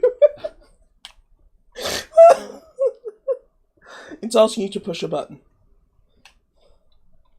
I'm sorry, this is far more interesting.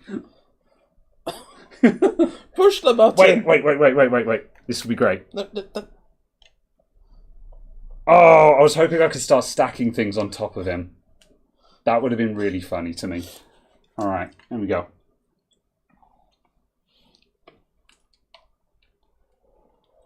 Loading. Oh, cool, there's lights now. That's kind of cool. It gets better, but... Okay, yeah. What's this? Butterflies in there? All right.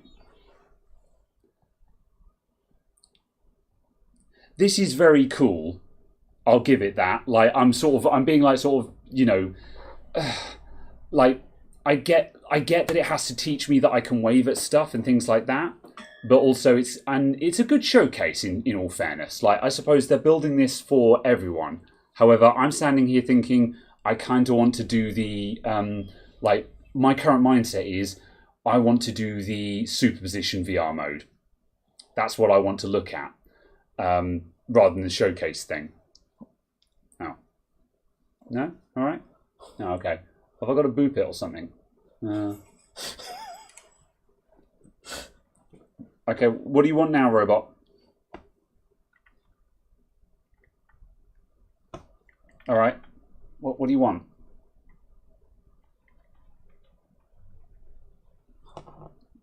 Oh, you want me to grab it? Oh, okay. Okay, there we go. On the finger. That's what it wanted. Very good. Okay. It wants you to give it the finger. Yeah, very much. Right, okay. Oh, is that an instrument? That's going to be kind of funny if that is. Whoop. Huh?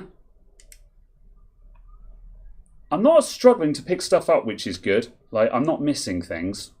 It's more just a case of there are times where it wants me to do something. I'm like, okay.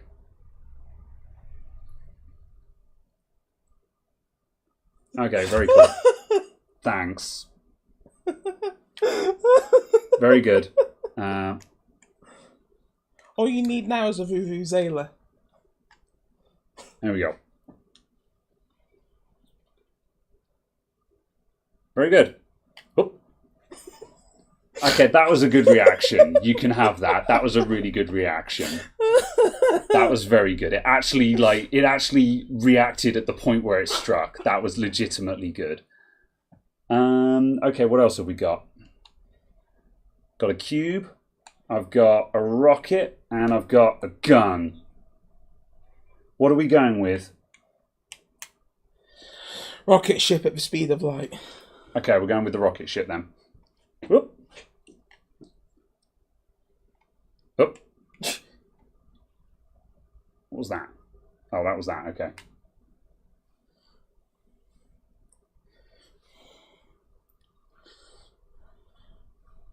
I'm not sure what I'm expecting this to be.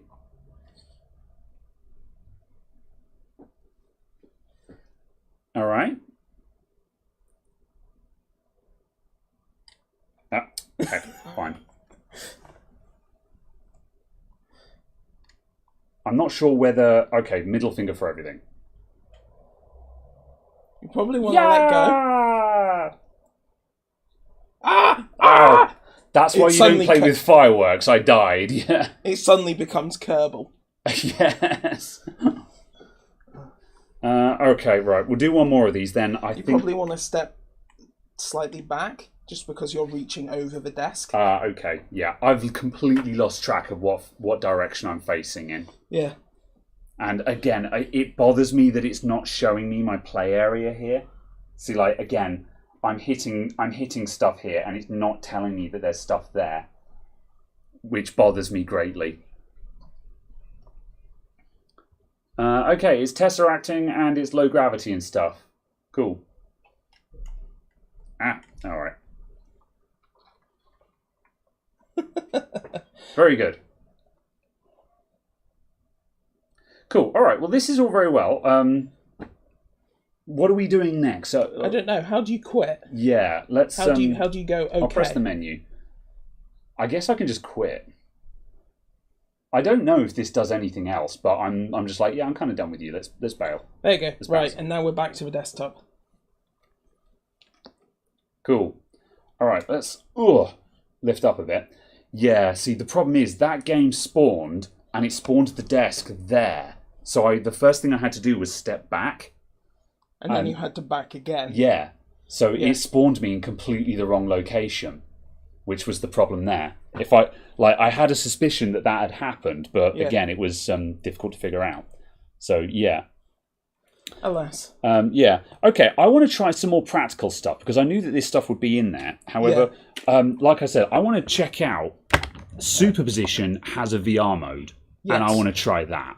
Yeah, now that we've done that, I'm going to swap back to... which one is... I want that one. Hello, that's us. And then I want studio mode. Is that it? Yeah. And then on studio mode, I want to swap... Superposition should be on this computer. I just wanted to reboot the machine so I could have that screen. Oh, right. Yes, I get you. Yeah. And then how do I get that on there? Now you just click on Live Gamer. Yeah. Haha. Okay. Right, I'm going to catch up with the chat. Right. Okay, right, thanks for indulging us there. Right, they should make VR gloves and not just controllers. I believe they do. I don't know how they're getting on there. Very much a case of, it's getting there. Yeah, like I mean, the VR controllers themselves are like they're kind of dorky, but they're amazing with what they can do. Like the fact that they are like they can detect when your fingers are on the trigger, like not even gripping it, just there, and stuff like that. Yeah, maybe that monitor just needs power cycling. Oh, yeah, the monitor is on. Yeah. So yeah, they're definitely on the way there. Futuristic with CRT screens. Yeah, I think 80s future retro. Yeah, I completely understand why that First Steps program is the way it is. That's a family thing, isn't it? And it's pretty good, if I'm honest. You know, I'm just like, you know what, that was actually quite good. But it's more in a sense of this isn't my first time using VR. I want to get to games that I'm familiar with. Like when Caradog first set up his Cosmos here, the first thing I'd said was like, right, Phasmo VR, go, Phasmophobia, because that's a game that I already know. So for me, going into something that I'm already familiar with in VR, that is what will blow my mind, and it did. You know, so. What are we drinking? It is Stoford Press apple cider, courtesy of someone. Do we know who sent the apple cider? I can't remember. I can't remember who it was. But someone sent a case of Stoford Press, which is one of my favourite ciders. Thank you very much if they're watching. And yeah, Stoford Press, in my opinion, is the best sort of off-the-shelf cider that you can find. Like the only way to do better than Stoford Press is craft cider. And even then, it's still a bloody good cider, in my opinion. So yeah. Gun! Oh, we didn't try the gun. Yeah, we should have tried that. It probably would have been just a dorky laser pistol, though. Haha! Aha, yes. I wasn't actually expecting to be able to shoot the robot. Although throwing things at the robot was very funny. There you go. Okay, Excellent. right. We have extended display now. Good. That's exactly what I want. I want to make number 2. All right. Make me this one. You wish VR games would slightly smooth the output for streaming because you can imagine people get motion sickness from watching this online. Yeah, I agree with that. Like, obviously, for me, in the headset, it looks normal, but I know what you mean. Whenever I've watched other people streaming VR content, it looks really jaggy. But that's not what it feels like when you're using it, but that's probably because your head is tracking every one of those motions anyway. But it does make me wonder, like, our vision doesn't seem all that jank. Well, actually, when you think about it, if you stand and you actually like do what I'm doing here, where I'm talking and moving, your vision is actually moving all the time. But because your head is self-leveling, you don't notice it. But when you're seeing someone else's head, then yeah, I agree. There needs to be some smoothing. That would be good. You got an Oculus for the lad for Christmas, and the built-in fairground rides are brilliant. Yeah. Well, what we're hoping to start up now is, there's a couple of things that I want to try with these. Is again, superposition, because that's a benchmark that should be very, very graphically intensive. And I think superposition looks really cool, and I'm really looking forward to sort of walking around that room. It's a sucker dart gun. Yeah. Then also, I want to play Outer Wilds in VR, and I believe there is a mod to put VR support into Outer Wilds, because I think that is a game that will be incredibly immersive in VR. So yeah, if you think about it, eyes and head is kind of like a gimbal on a gimbal. Yeah, I'd agree with that. So yes, so far though, like the Vive Cosmos, this was a smoother experience for me. Like just straight out the box, it was easier to get comfortable and clear vision. Whereas already this is a bit more fiddly. However, it was more than acceptable, and obviously given some time to get the adjust and the fittings right, that's absolutely doable. Yeah. Also, the other thing is you can ratchet it back and forward a little bit. Yes. I need to figure out exactly what direction things need to move in for it to work. When I was struggling with focus, though, pushing the back down helped considerably. because that brought the headset up onto my eyes better. I think that was the issue there. I'm just installing Steam VR as well. I see, yeah. That's just another virtual environment, but it's just another virtual environment. Yeah, and also, again, something that's probably a bit more practical, because the problem is the Oculus environment, I'm like, I don't know what any of this stuff is. Whereas the Steam virtual environment, I'll be like, oh, these are games that I play. This is useful to me. So yeah, I've got no idea how this is going to work. What resolution is our mirror at? That resolution. All right. Hold on, if I just click the virtual reality, because it looks like we're lopping stuff off.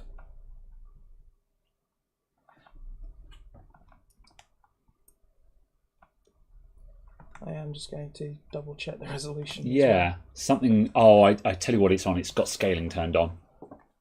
That's why everything looks weird. Where's the settings window go? There. Oh no, it's just a potato resolution. No, it's a 1080p. Oh yeah. Oh, 150%. Yeah. That's why. Yeah. There we go. Okay, I'm actually going to go with duplicate these displays for a second. Yeah, I think it'll make it easier to keep track of what's going on, or at the very least making sure that people are seeing what we're doing. I just go run. That's doing that. What's the headset doing? Right, the headset. I'm going back onto the game grid, everyone. Good luck. Headset is black at the moment, and it is lit up. And we're currently in a launch. We're on an empty grid with an interface in front of me. So this is the Oculus Launcher because it's got Oculus logos on it. So the question is, how do we get to... oh, I've got my play area back again. And it's showing me where my controllers are. That's quite nice. So I could see my controllers on the... I couldn't see the desk, but the controllers were floating in space. So I knew where they were to pick them up. Oh yeah, I forget that you guys... Well, I don't know if you guys can see what I'm looking at yet. Okay, so how do I get to Steam VR then? Or, well, whatever we're doing, actually.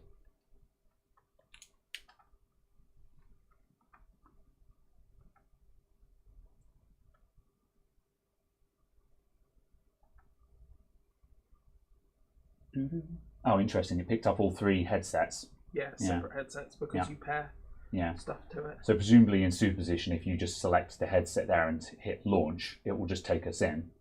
I guess, but that's what I did. Okay, it says Steam VR there at the moment. Do we not need to change that to something else? There you go. Yeah. I click the... Oh, it's just kicked into Steam VR. Has Steam VR now kicked up into the headset? Yes, it has. Yeah, superposition is waiting. Yeah, there you go.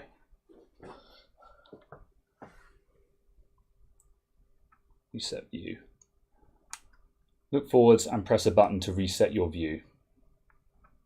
There we go.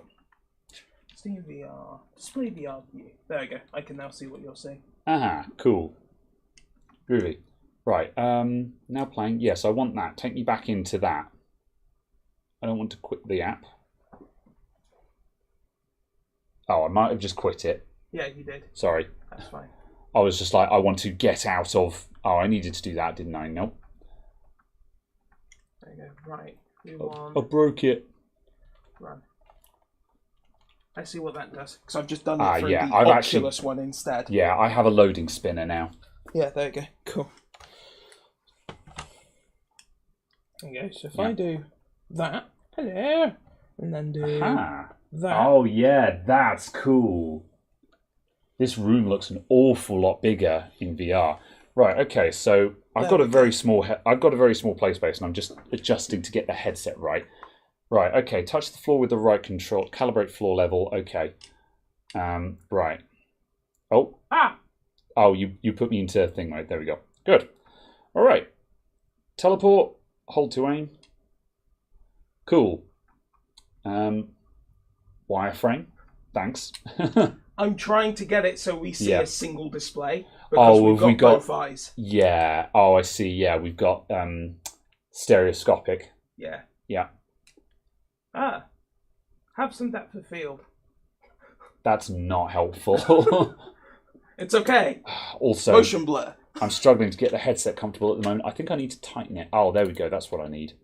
Oh, that's fixed it. Yeah. It's a bit looser. There, yeah, it doesn't appear to be. There we go.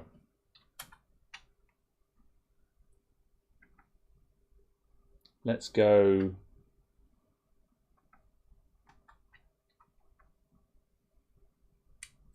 Turn. Oh, man. Oh, the turning is just in steps. That's not great.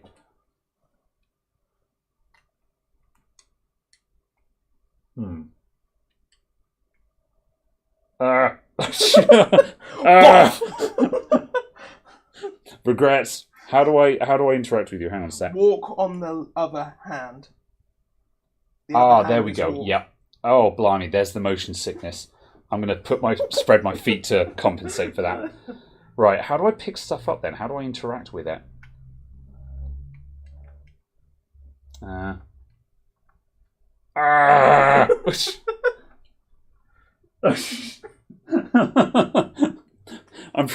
right. Right. Okay. There we go. Move. I don't know how to interact with the chair. Okay, let's try something else. Can I... Oh, that's my play area. Okay. Can I interact? Okay. Can I pick up with stuff? No.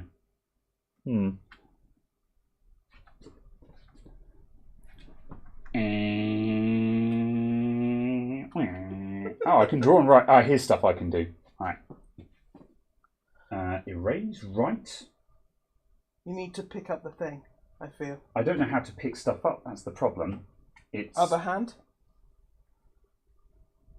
Nope. I can't figure out how to... Like, it says I can do stuff, but I can't figure out how to. How did you get the pointer?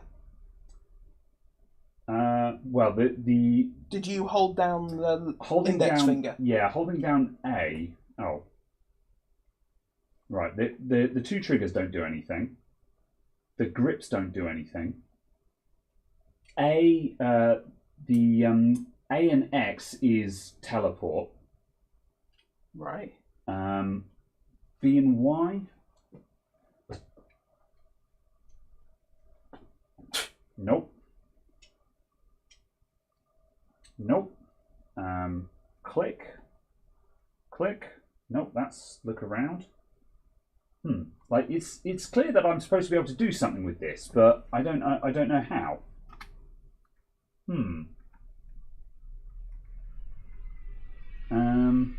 Wait, is that? Oh, that's them. Okay. Hold Hold on. I've got anything else I can do? Yeah. And then I'm gonna go settings and see if we've got some VR settings. Yeah. No. Okay, I'm going to reset my position.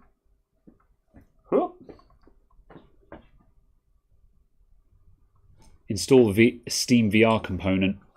Yeah, potentially. Yeah, we've installed Steam VR. It was just a case of I hadn't actually stuck it. The headset wasn't in the place to take the Steam VR bit. Yeah. So, is that doing anything on the headset? Right, I've got I have the Oculus thing at the moment. Fine, I've just opened up superpositioning game mode instead. Okay. Just seeing if that did something different. The answer is no. Yeah. Oof. What have I got? Settings? Yeah. Ooh. I've got very nice settings here. Aha, okay, we're loading again. Yeah.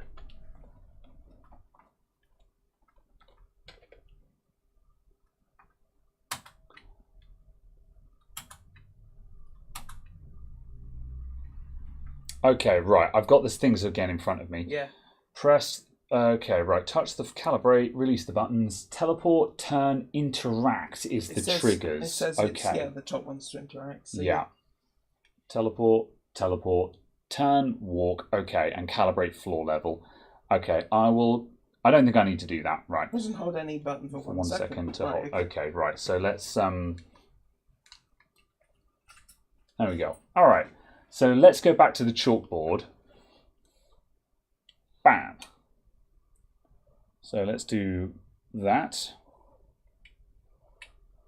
Right. So if you walk a bit closer with the control. Yeah. Where's my play area? There it is. Yeah. Yeah. Does the play area appear on you on this? Can you guys see that? Yeah. So this is what the play area looks like. So you can see I've got these crosshairs, and if I push through them, I actually get a hole saying you're punching through the wall. Yeah. So that's cool. So yeah, those are just within. So there we go. Yeah. I think it's because it was outside of the game area. So if Yeah. you walk forwards using the joystick, so you're a bit closer. Yeah, okay, hang on a sec. So let's back up a bit. Yeah, so and you've got then walk forward. Yep. Yeah, so you have as much of a play Yep. area as possible in front of you. There we go. Oh god. Oh no! Heck. Here we go. I'm going for the chalk. There we go. Oh, nice. Hang on a sec. Get rid of all of this nonsense. Get rid of all of this stuff. It looks actually intelligent. Yep. We're drawing now. Here we go. There we go. Hello. No. Oh, I release it. Hello, bot. World. Did it. Oh, I'm releasing the trigger to stop writing, and it's like, no, that's not what you do in this. It's virtual. It's virtual reality. You just move your hand away. Yeah, you've actually got to retrain how you think. Okay.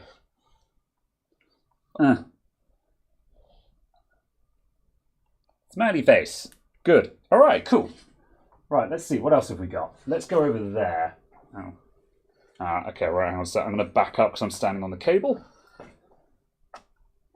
Where's my play space? There. Okay, I'm going to put myself in the middle of the play space again. Hello. Oh, hello there. Right. You're in my play space. What are you doing here? I am shuffling the cable position. Okay. But I can't usefully move it. I'm going to walk past you. Okay. I'm going to see... Right, that's the bench down there, right? Yes. I'm actually going to put the cable by the stool. Okay, right. So let's go over there. And then do that. And that. There we go. Oh, hello. Right, so I'm where's the in front bench of you there? again. Okay. I'm just going to set everything so I can... So my orientation is... There we go. So now I'm looking... Because the camera's over there, isn't it? Yes. Yeah, good. All right, so, yeah. What have we got here? Me. Gravity... Oh, hi. All right, I'll step back then. This is my space, man. Get out of it. I can't go further back because of the HDMI lead. Fine. Okay. Well, this looks cool. I can make a time speed, a gravity vortex. These look exciting. Let me adjust these things, and then we'll do something cool. Absolutely. Right. If you want to, you can take a step backwards. Okay, I'll do that then, just so then I'm not invading your space. Right, where's the thing? There it is. So let's do this and then turn. There we go. Gravity vortex. Right, what was that? Time of day. Time of day. Oh, okay, right. Can you actually read the labels? Not really. Oh yeah. Kind of, but Got yeah. one. Yeah. It's very clear on the monitor. Okay, yeah. It's limited just by quality of the headset and adjusting. Yeah, I'm just going to see if I can increase the texture quality. One Yeah, second. I was about to say if you can whack the texture quality up. There you go. Try again. Oh, that's significantly better. Yes, that's drastically better. Have we got a frame rate? 79 point something to 80. That's tolerable. That's better than I thought it would be. Well, it's synced to the display in the headset. Yeah. For anyone who's wondering, we're doing this with a GTX 1070, so we don't have a massive graphics card in this right now. Okay, so let's do. Oh, there we go.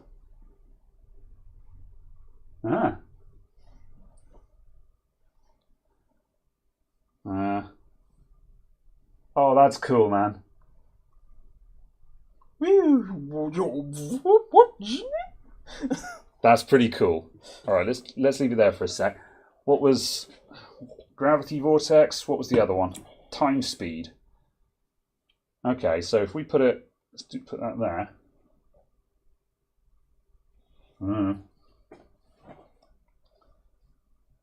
Oh, hang on a sec. Look at the fog. If we do that, we pause time. Yes. That's a neat effect. Yeah. And then that's probably above normal time. And then we can make a gravity vortex and have everything go, oh my god! Nice. This would be cool if I had a bigger play space and I could walk around. Yeah, absolutely. But obviously, I'm going to glide over there. Light! Hang on a sec.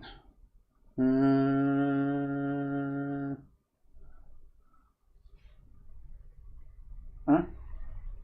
No. Okay, we're fine. We're fine. No! Come back! We'll probably need to glide over there. Yeah. Heckin' gravity vortex. Whose idea was that? Oh, it's up there now. It's on the ceiling. All right, hang on a sec. Dancing. Enough with this nonsense. Right, where's the play space? There we go. Let's just back up into there. And we'll go, ooh, can I push through? Of course, this doesn't exist, so I can just do that. There we go. I've got it. Can I pick up this object that is behind the virtual object? Yes, indeed. Right. Huh? There was an attempt. Okay, there we go. Right. Night. There we go. There we go. That's what I wanted to do. You'll probably want to turn the in-game camera. Yeah. So where's my play space? Yeah. Cool. You want to physically turn left. Yeah. That's the camera over there? Yeah. Yep, cool. Yeah. That's one of the advantages of a small play space is you can just go be like, where's my play space? Oh, it's there. Yeah. And like, I tell you what, if I made a play space, I would put like an arrow at one side of it so I always know which direction is forward. Because like, if I had a perfect square, I wouldn't know whether you're standing there or there, kind of thing. What happens if you press the Oculus button? If I press the Oculus button, and I'll say, let's just put that down a sec.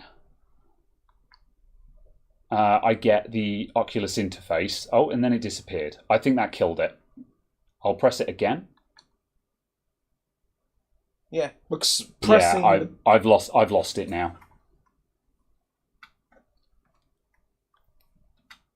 Yeah. However, yes, that functions. Oof. Yes. That's a lot. I could have a lot of fun in that because there's lots of things to explore in that room, and also again, just because it's like because that's a. I was expecting to find the torch on the floor, and I was going to pick that up and put it on the counter. VR's weird, man. It messes you up. Do you want to have a go? There you go. Now you've got Steam VR. Okay. Again. There you go. Right. Have we got? Is there any brief, interesting stuff we can do in Steam VR?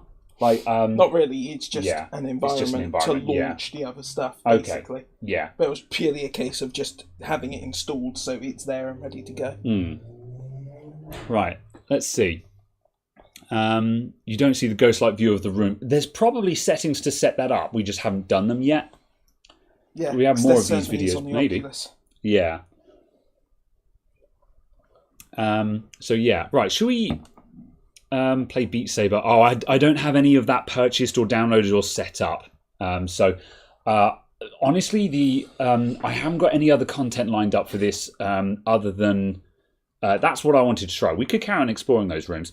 The other thing I want to do is just to carry on cleaning those up. But honestly, I'm not sure. I don't know if it's worth doing that right now. I suppose we could start. Yeah, there we go.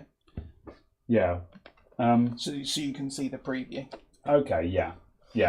We could we could test the other headsets and stuff like that, which was kind of the objective. But I've kind of got into the zone where I'm just dicking around with this now, if I'm honest. Yeah.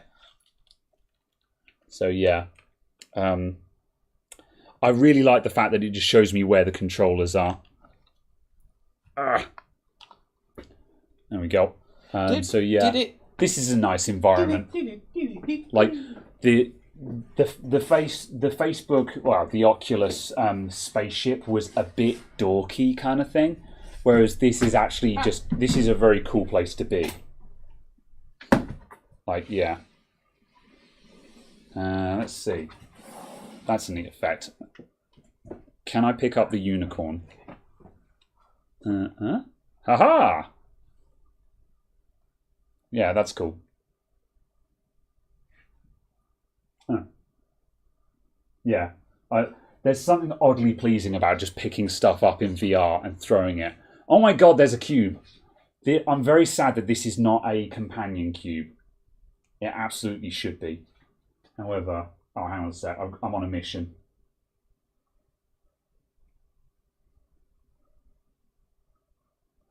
Ugh. Bye. Alright. Can I go further? Oh. Oh, it disappeared. Okay. Yeah. This is a very cool place to be. I like this a lot. Yeah. Yeah. And if you were signed in... I hadn't seen this, so... Yeah. I specifically signed you out of your friends list. Okay, but yeah. if you were signed into your friends list, it would appear on one of the monitors. Okay, yeah, that's cool. Yes. No safety zone again. But then on the other hand, yeah, so... The issue is because the safety zone is Oculus. Yes. And this is the Steam VR kind of thing. Yes. If you had a Steam VR headset, you'd have a safety zone here. Yeah, that makes sense. And yeah. It's bits like that, which is kind of a problem. Yeah. If I back up and then move forward again, I can probably get close enough to grab things on that shelf. There we go. Oh, it's... Oh, okay. Yeah, you can draw. Oh, that's kind of cool. Yeah, and then you can change the colour of it and everything. Yeah.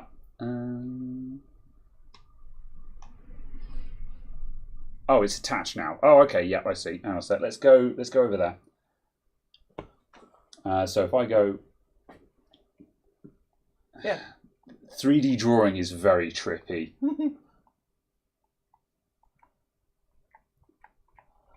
You'll want to, step back. Yeah. Can I move naturally? No, I have to teleport, which is a bit of a bummer. What's on the other stick? Nothing, apparently. Okay. I think it's... Oh, it might be the colours.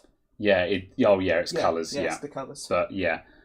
Toggle dashboard, yeah. However, yeah, I can't glide, I have to teleport. Yeah. But, yeah, if I go to there now, and as you can see, it's that's kind of funky. Yeah. That's a neat effect, yeah. Oh no. There we go. Alright, let's put you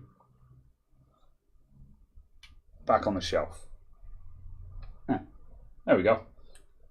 VR house tidying. Yeah. As I say, there's something very oddly satisfying about all of this. And that's the thing, like, there's not even much to do here, but just being in the virtual world and trying it out is just very cool. So, yeah. Let's go... is there anything else to do here specifically? Not specifically, because you don't have any VR apps installed. Yeah, I see. List isn't on there. Yeah, so if I installed more stuff, there would be more to see. And you can launch it through this. This VR environment allows you to play the other VR content in the same way as the Oculus VR world lets you launch the Oculus stuff. This is all a bit of a mishmash. It's just like, so yeah. And you have you're a controller. What are you? Is this from somewhere? I don't recognise that. Or is it just a... Isn't it from Dota? Oh, probably, yeah. That would make sense. Cool. Is that the... Oh, I think I'm... Oh, I've lost my ability. Oh, that's why I'm pressing the wrong button. I'm curious. No, I can't mess with the clock. Fair enough. The time is correct, however. Yes. So let's go over there. Yeah. Yeah, that's cool. Yeah. So far, again, like the superposition was very fun. That like I could have a lot of fun in that room, which is exactly why I wanted to test it out. I will try this off stream and have a lot of fun, I think. That globe is kind of cool as well. Can we pick up any of these? Yeah. What have we got here? One sec. The Crazy Egg and Other Stories. Okay, fair enough. Very well.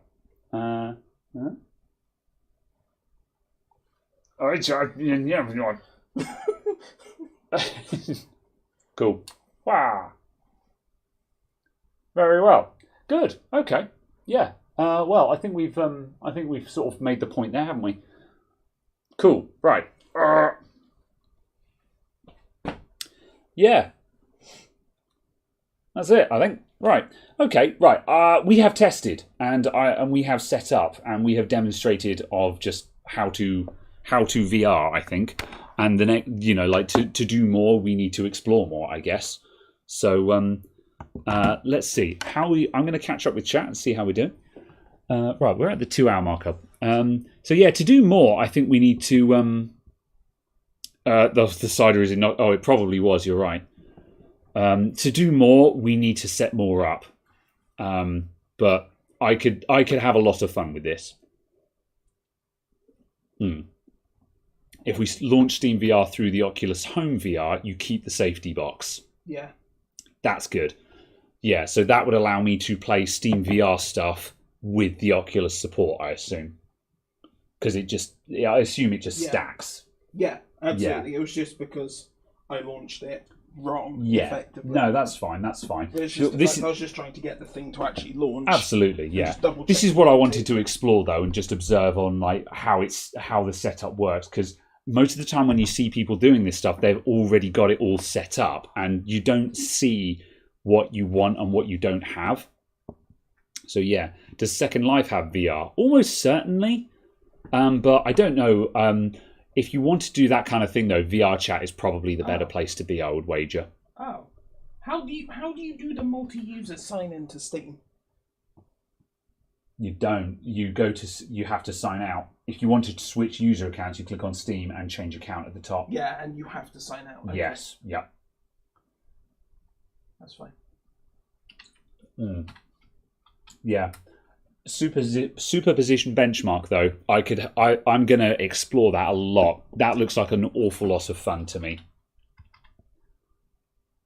So yeah, with a bit more preparation, I would do more VR content because I could set up the play space in the main shop floor, like we had that one time, and then I can actually walk around because like when you can start walking around rooms, that transforms things a lot. Just having a seated position is a start, but yeah. VR Second Life is called Sansar. Fair enough. Groovy. Right, what have you got in mind, Caradog? I'm going to try and sign into my Steam. And then I was just going to launch Job Simulator. Okay, yeah. Just because it's a different VR thing. Sure. Yeah. Also, the other thing we can do is obviously swap to the other headset and double check everything pairs. Yeah, I think we should do that because obviously the original objective was to test all the hardware, and so far we've kind of set up one of them, and then I've been like, yeah, VR, this is fun, let's do this. Like the objective was to actually test that everything works, which we've no reason to believe it doesn't, but again, yeah. And then again, I've got to, I want to start again. Just obviously all of these face mask things, they're all a little bit manky where they've all been used heavily.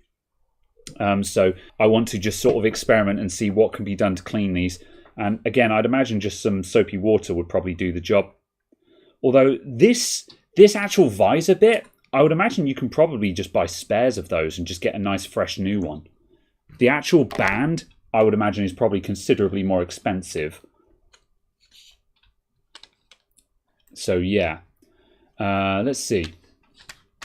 Meant to ask, have I had a look at the socket? I have not yet. Shlamp. I need to figure out how to pronounce your name properly. I'm sorry. Just oh god, just don't say Schlampe. Is that something else entirely? Yes. I'm sorry.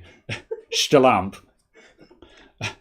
I'm just going to call you floor lamp because that's the English translation. A wild floor lamp. I'm going to call you Flora and Fauna. Anyway, I have not looked at the Asus laptop with the socketed CPU again yet. I've just been doing other stuff. However, I'm catching up with my queue, which means I can start focusing on the rabbit holes again, which will be nice. Yes. Are we allowed to say what it is, or is it something rude? Yes. Okay. This is, I'm sorry. I can't help but feel that this is someone else's fault but my own. Let's see. VR racing games caused you massive motion sickness. See, I'm actually really excited to try a racing game because obviously everyone... Steam, do you want to like... There we go. Yeah. Yeah. Everyone asks the question of, what use is VR when you have to teleport around the room? Now, obviously, here I'm having to teleport everywhere because my play space is a meter square.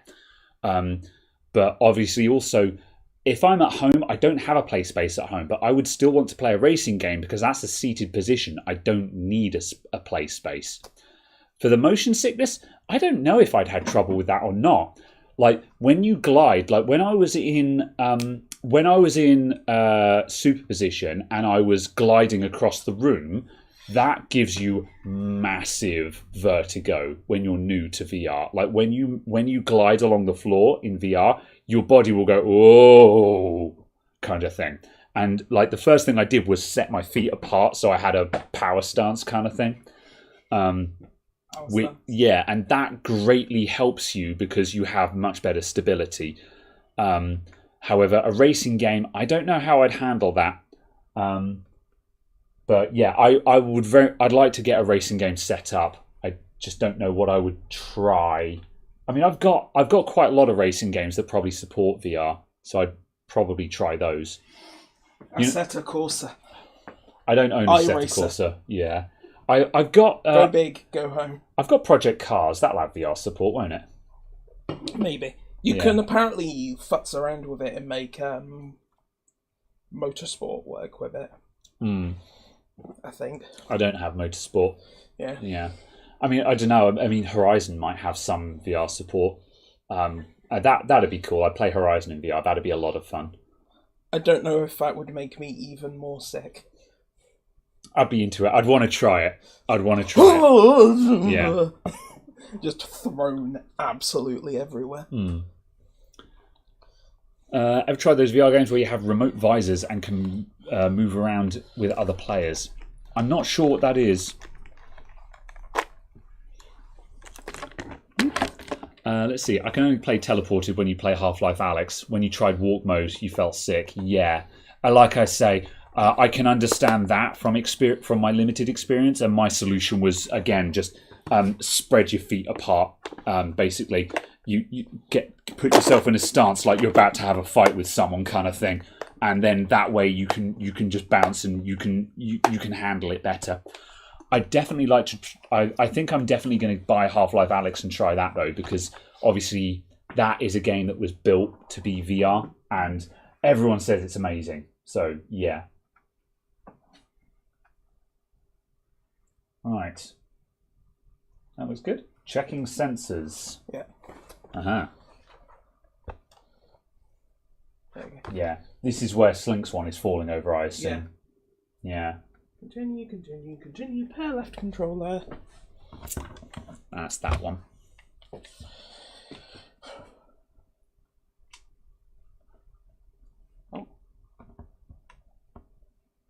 So now we're pairing the controllers to the different headset now. Since, they obviously talk to the headset, not the computer, which makes sense. What's the other? Oh, that's interesting. This visor has a rubber mount instead of a fabric mount.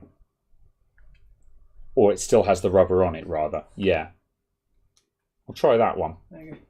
Interestingly, though, each time you set up, there's a forced minute-long health and safety video. Oh, really? Yeah. Gross. Yeah. I've just... liability, I guess, isn't it? Part of me is just like, I mean, yeah. I guess they have to, because my reaction to that is like, don't patronise me, man. But this is America, isn't it? You know. Well, I'm sorry, I thought this was America. Pardon?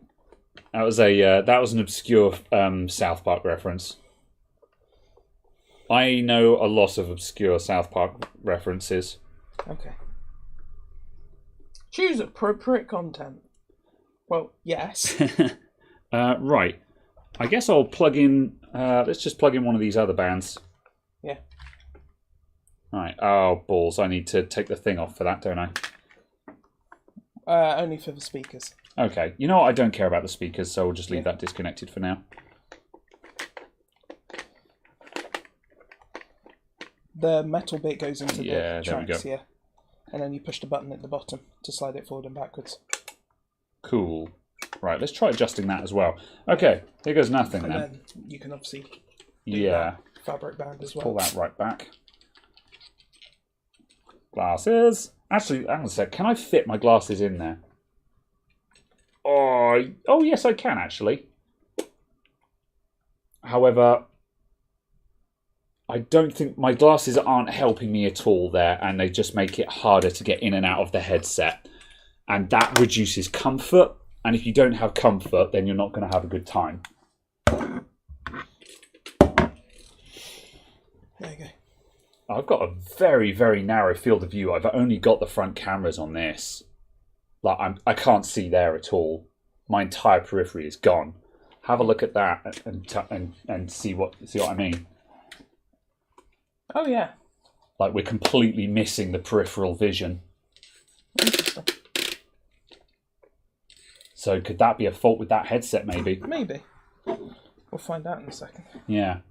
So yeah, it looks like the side cameras aren't working because there's no peripheral vision. The front-facing cameras are working, but there's basically you're in tunnel vision with that one. Oh yeah. Which is super no bueno.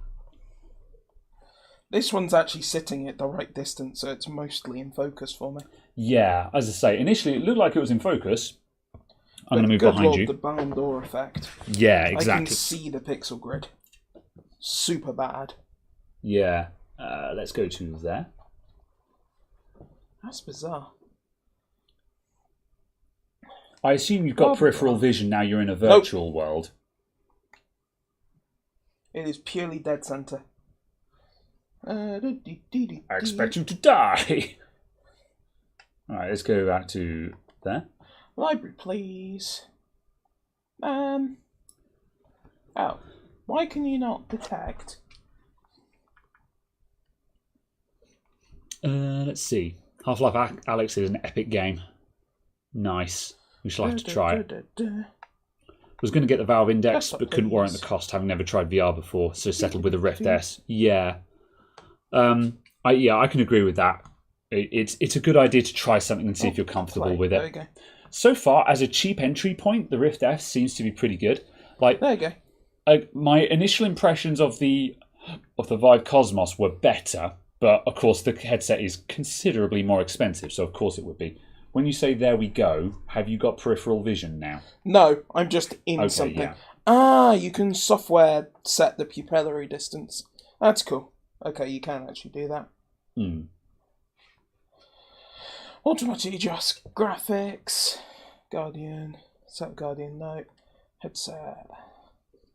No. You can get clip-in prescription lenses. That's very cool. Yeah. Yeah. I'm intrigued by the lack of display pass-through. Oh, and I've just lost the left eye. Yeah, I have a suspicion that headset is a bit dicky. I only have the right display. Oh no. Oh, the left display is still on. Oh wow, I'm massively right eye dominant.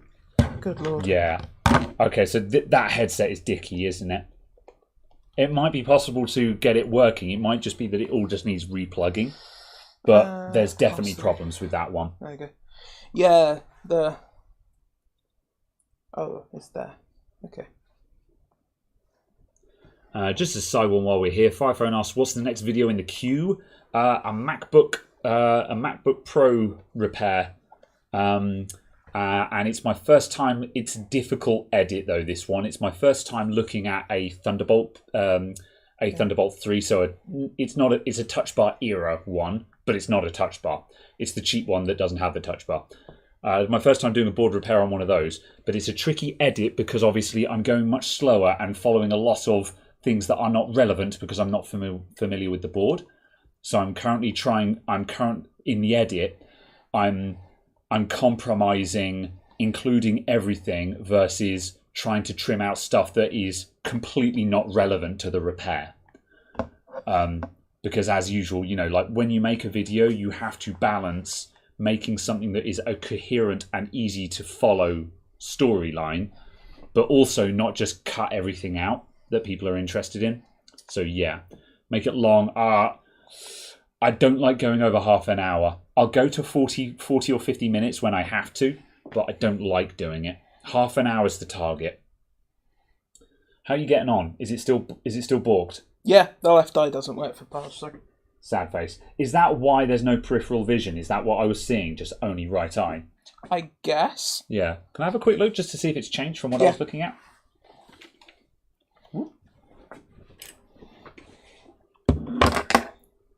Because that's the thing. I didn't know what I was seeing. See, again, though, I've got no periphery to the right either. Yeah, no, both displays are on because if I close one eye, I can still see. But it's just doing. There's no side. It's just cameras, only though. doing this camera. Yeah. Also. Stop. Where did you put your one? Did you put your one far to the right? I put mine there because your one was far to the right. Good. Right. Yeah. Oh no. Oh. It did the thing where it splashed. You know when you drink from a can and you tilt it and it goes bloop? And hold that a sec. God damn it.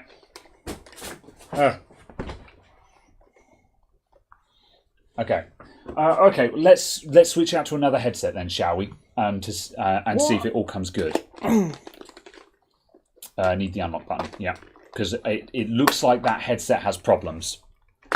So that is worth investigating, not now, but in the future. But again, this is why I wanted to test all the equipment. So, do I read chat? Sometimes. I try to read the chat. However, also we're trying to do a thing, so I'm kind of balancing it. Where's the controller there? Yeah. So the annoying thing is, it's difficult to show you guys what the problem is because obviously when you guys see it on screen, you're seeing a narrow field of view for the preview. But when you look through the headset, obviously you're supposed to see a full peripheral view. Huh. Right. What are your discoveries? You have left Job Simulator.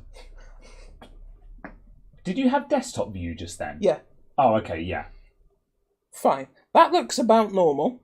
You know what? Is it just because that is not maximised or whatever? No. Okay, yeah. Fine. Where's the other headset? Which was this one? Yeah. No, that looks all exactly the same.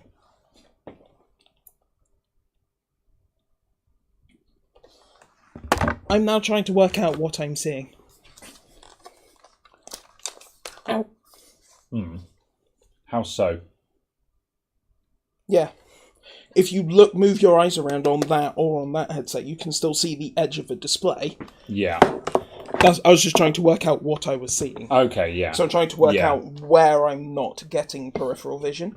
If that makes sense. If I'm physically not getting it because the display isn't in my peripheral. Yeah. Or if the display is weirdly compressed or something. Yeah, the fact that it was doing it in the Oculus Launcher. That kind of looks correct now. Okay, let's have a quick. Can I have a quick look? I'm just going to quickly stick this on there. Just for distancing. Touch bar. Yeah, it's not that the touch bar isn't working; just the laptop doesn't power on. I don't want to give spoilers, but yeah. I think. I'm going to try that. What are you thinking about? The distance that the eyes physically are from them. Oh. Yeah, kind of.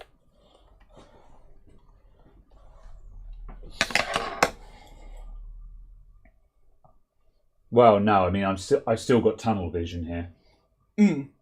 I've got no peripheral vision still.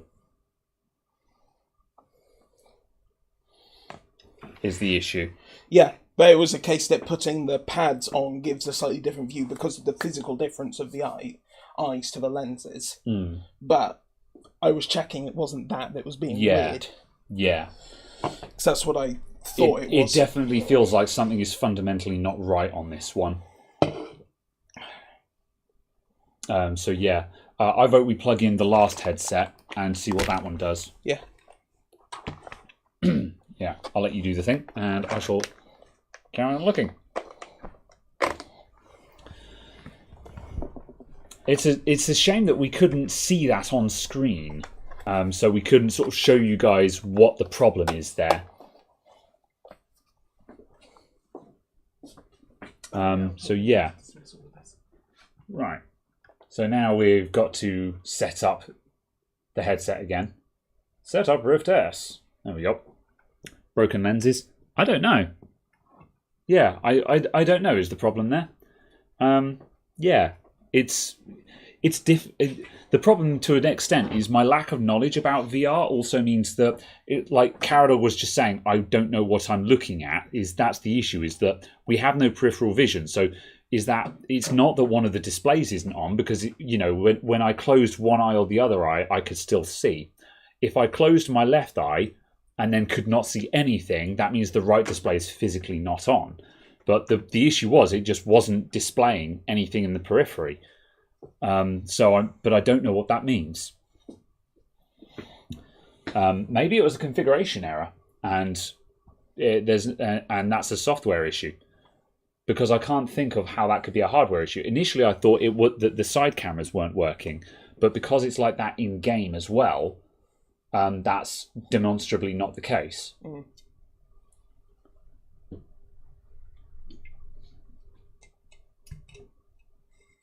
Right, set a guardian boundary. Oh yeah, that's still the health and safety. Okay.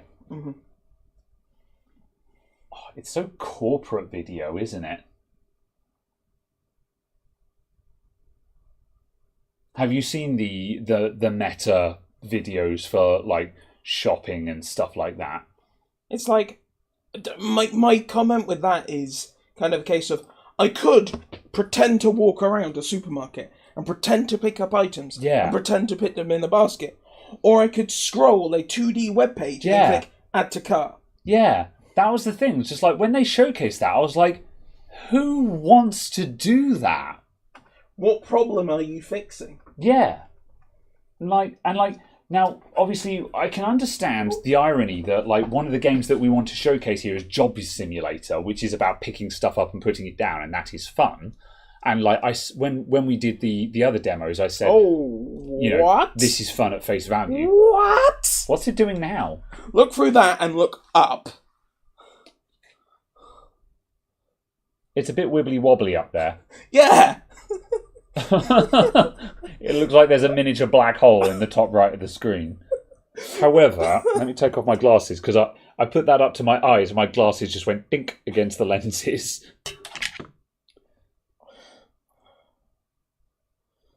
I can't figure out if I have peripheral vision or not just by holding it up as a visor.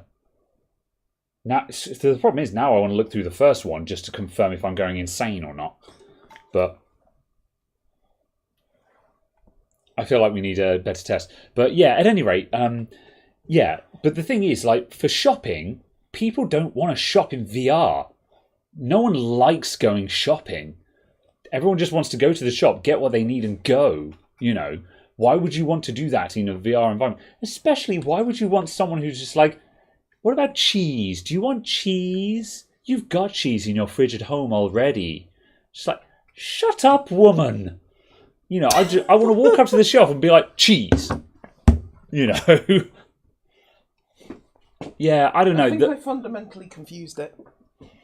To be honest, we're kind of taking the mick by swapping out headsets with it. I think that might be why we're running into trouble here, is that we're swapping stuff out. There we go.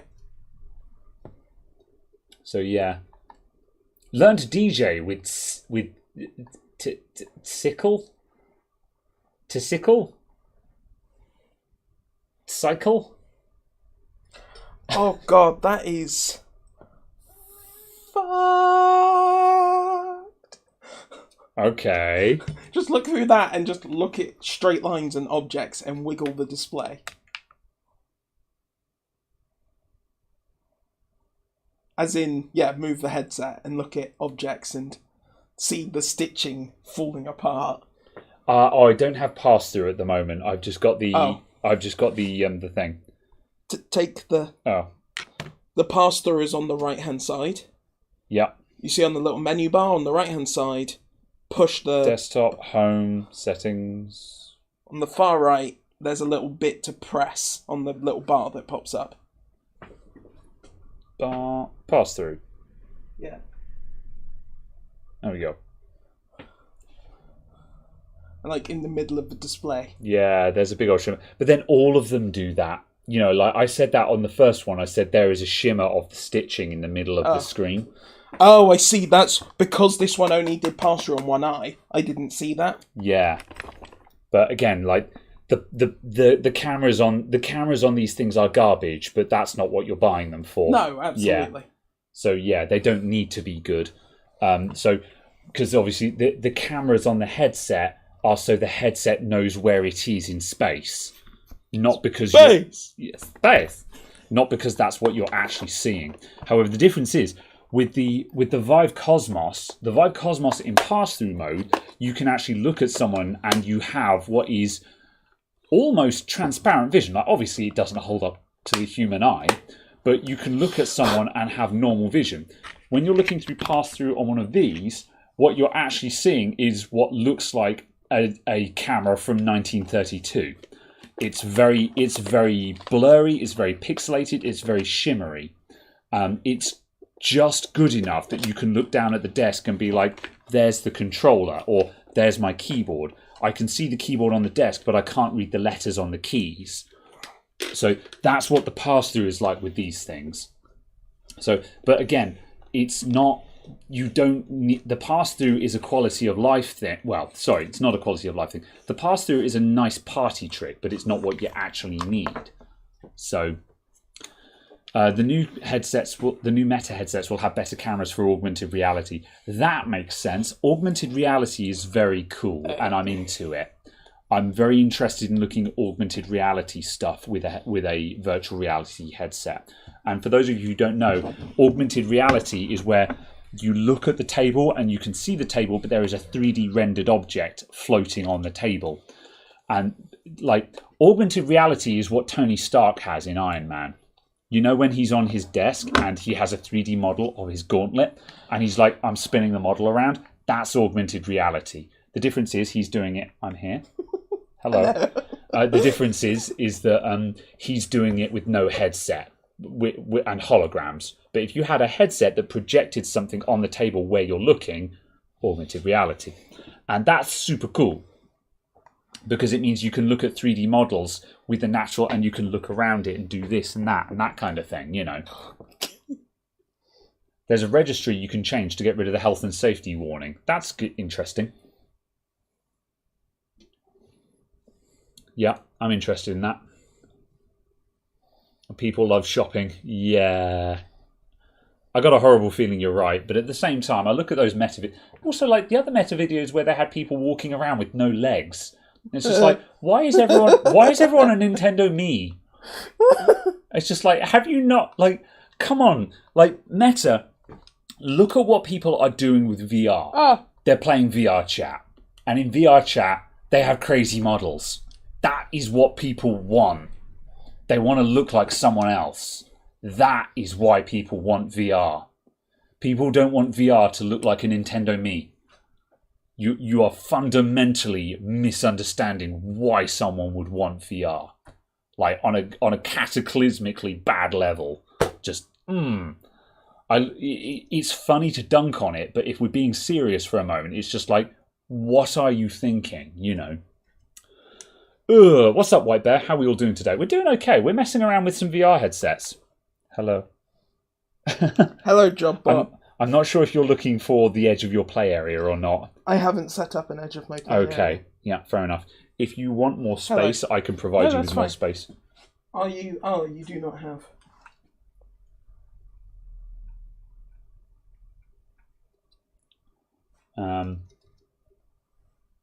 There we go. Yeah. Okay. So Caradog is now going to Job Simulator. He's going to do a job. What are you going to do, Caradog? Get confused by a menu. There you go. As you can see, I have spawned inside. Yeah, that seems to be a thing, doesn't it? Again, this would be less of an issue if we had a bigger play space, but because we're working behind the counter, the actual this actual space here is about it's a meter. We have about a meter square behind the counter, so that's the workspace we have.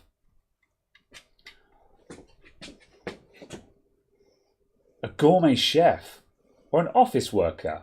Well, okay, that's two different people, I guess. Oh, sorry. Yes, that's it. Store clerk. Auto mechanic. Okay. Pull lever to job.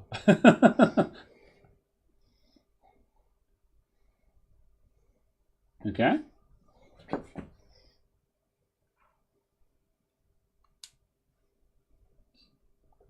Are you loading? Are you going somewhere? Aha, there we go. Okay, he's probably talking to you and we can't hear what he's saying. Yes.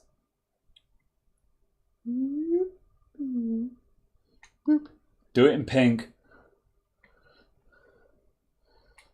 That's not pink, but okay. Pull chain when ready.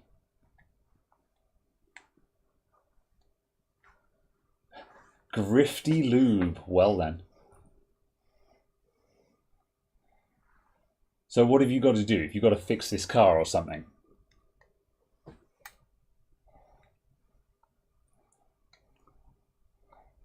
This happens to be the first time you've seen us use Windows 11 on stream. Yeah, I just happen to have Windows 11 on this PC.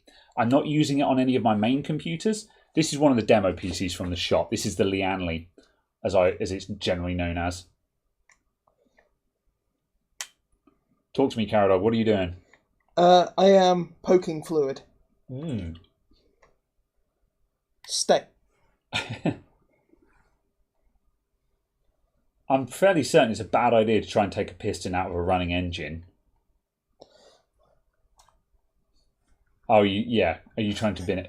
What? Why does it have a potato in it? Why is this car powered by a potato? Yeah, we probably don't need that. Yeah.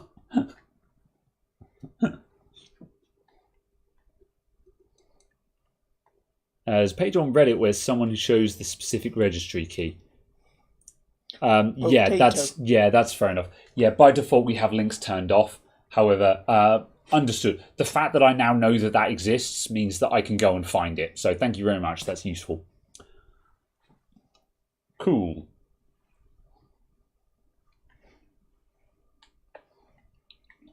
I also now I have a left hand. Aha. Are you limited by play space here? By the fact that you can't easily walk around the car? Yes, I'm also limited by the fact that the play space is just in the wrong place. Yeah. Okay, that's cool. You can just have it turn things around. Yeah. However, I'm guessing... Stop! Has it penned all the machinery around you to match the play space? Yeah, basically. Yeah, so that's why everything is super penned in. That's the issue here, is our play space is just not big enough. We're kind of pushing the limits of what these apps actually need. And that's why we've got stuff spawning.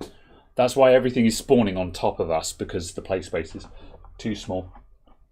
What we should have done is drawn a bigger play space than we actually had. And then just glided around it. But, yeah. I require a piston. Can I get a piston from this? Aha. Yes. Do you not need a square piston? I know the other one's are round, but it's got a square hole. I threw a... Hold on, if I do... that, and then you look there. Oh, yeah. That was a round one, sure. Yes. it apparently requires a tune-up of fluids. And then I need unknown container in yellow. Okay, let's go front. I'm going to take a... We can put some hot or some cold in it. You can also have... Headlight fluid, yeah! In various colours. There you go. Very nice. Made from 100% real dino bones. I can't believe it's not dinosaur.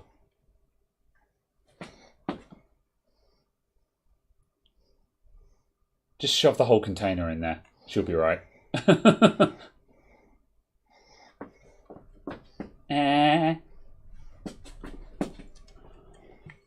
Let's see.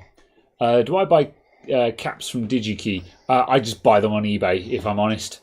Which I know are not very good capacitors, but they're all that are needed for the kind of volume that I work with. Let's see. For a time, logging into Facebook with an Oculus would get you immediately suspended and force you to upload a picture of yourself. Yes. Oh, God, that's terrible, man. Why would you do that? I could. Oh, I am. Facebook buying Oculus. I mean, it's not the end of the world that Facebook bought Oculus. The issue was the integration parts. That was the problem. They should never have integrated them. I need to take out my potato. Remove the potato. Huh. Did it. Insert the plutonium. That seems pretty safe. Insert the plutonium. That was correct. Drop the car.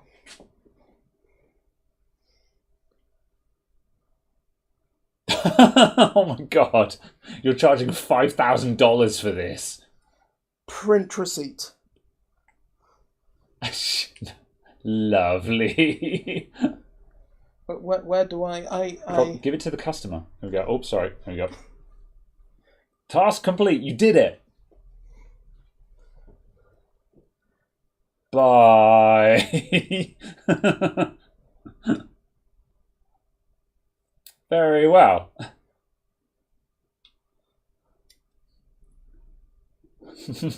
Just put some fluid in it. Cool.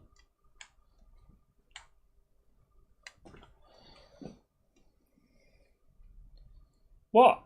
This bus got a convertible. They uploaded the health and safety video to YouTube, and literally 90% of the comments are making fun of Facebook for that. Yeah. I think the issue is just that it's too long. It's just you need to I don't know. I don't want to be one of those guys that's like, rah, health and safety is stupid. But like, there are times where health and safety is stupid. I think we can all agree on that. There you go. The car is now pink. Hey. Sleazebot special. Ah. What? They've got a coupon? Unknown % off. Can the unknown % just be 0%?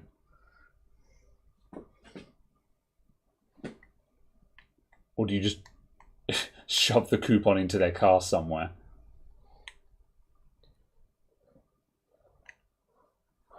Goodbye.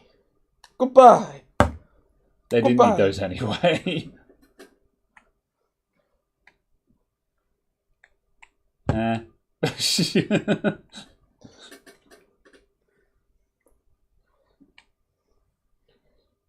I want a PC Builder Simulator version of this where you just jam everything into the computer. Like, I legitimately have no interest in PC Builder Simulator, but I would absolutely play a version of it that was like this.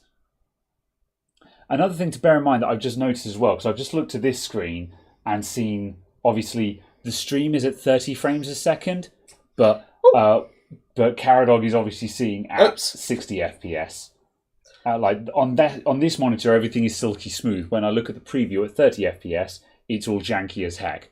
So that's also a thing.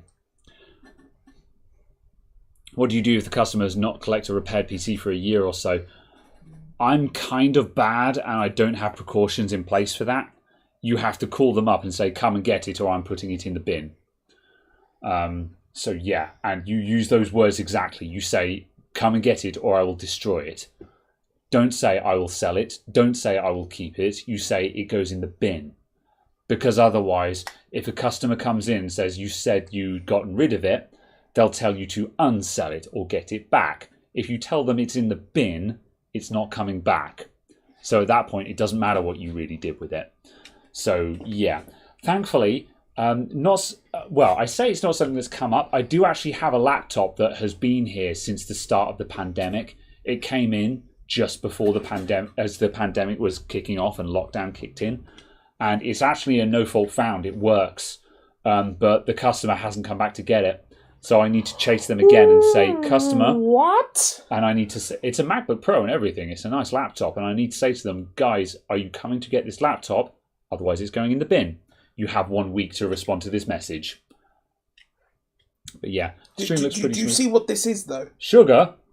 No, do not put sugar in the petrol tank. That breaks the car.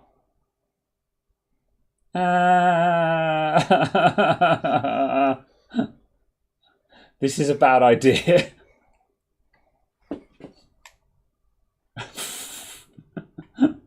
Your car is now ready. Ah, no.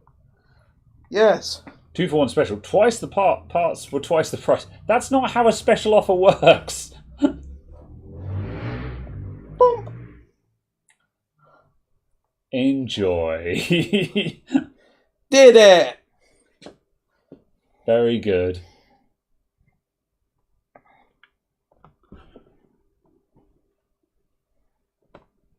But yes. Cool. Position. Hello. Excellent. I join you from the metaverse, Welcome back. where you put sugar in car fuel tanks. Good. Suffice to say, what we've learned today is VR is legitimately a giggle. What's the going rate for one of these things? Do you know? No. I'm gonna look that up super quick. Then I think past that, I think we're kind of done today, aren't we? I think so. Yeah, we've got these headsets working. So that headset was working fine. The other one that had no peripheral vision, is that a software issue or a hardware issue? I don't know. It was exactly the same as the other headset in games, though. Okay, yeah. Both that one and the other one were identical in games. Yeah, maybe I was just I don't know. I'll have to go through them again. We'll need to set up the Vive and compare them side by side, because we can run both of them at the same time. Yeah. The direct comparison on stream didn't go quite as well as I'd hoped, because obviously while we can show you guys a preview, it's not the same as looking through the headset. It's not the same by a long shot. So this demonstration was limited in capacity. However, if anything, we're kind of going to have to go through these and do a bit more experimentation. A Rift S. That's not going to give you a price. Just look at eBay. Can you not just buy them from the Oculus store? Oh, Rift S is no longer available. Yeah, okay.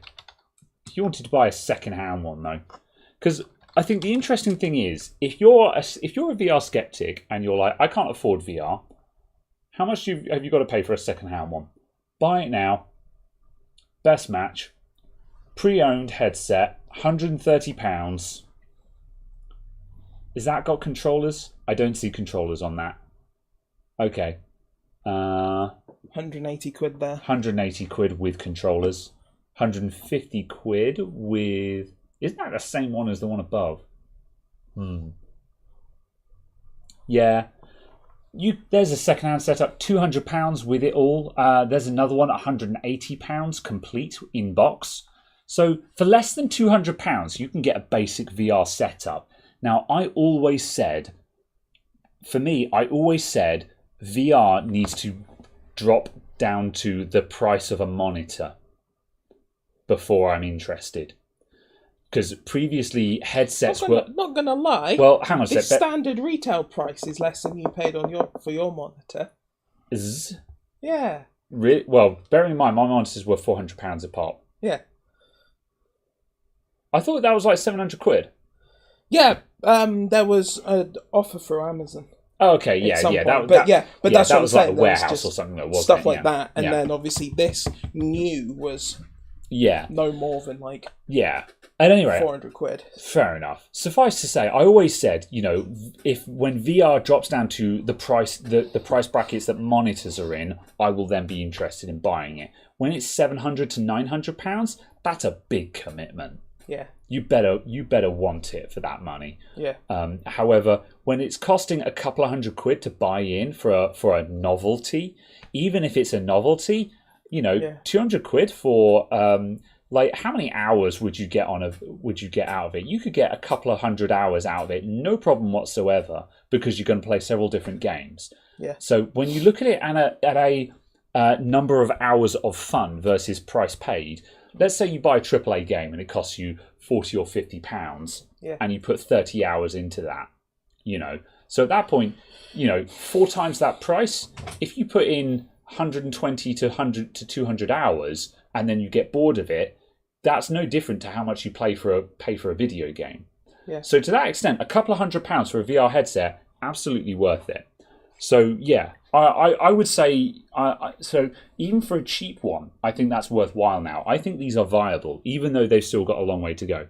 The Quest 2 is £300 new. Yeah, see, that's very affordable. The problem I have with the Quest 2 is, admittedly, it's the same issue that these have, is that they're not displays. Yes. And the first generation Vive was just a display. Yeah. So you could just expand desktop content. Yeah. Whereas with these, you have to pipe it through their software and things like that, which is just... But that's only a problem when you're trying to stream it and stuff like that, I guess, isn't it? Or play something that isn't on their store. Yes, that's true. Yeah. Yeah. Because I was just trying to watch video content on mine. Yeah. Literally just go, I want to watch this film. Can I watch it through my headset?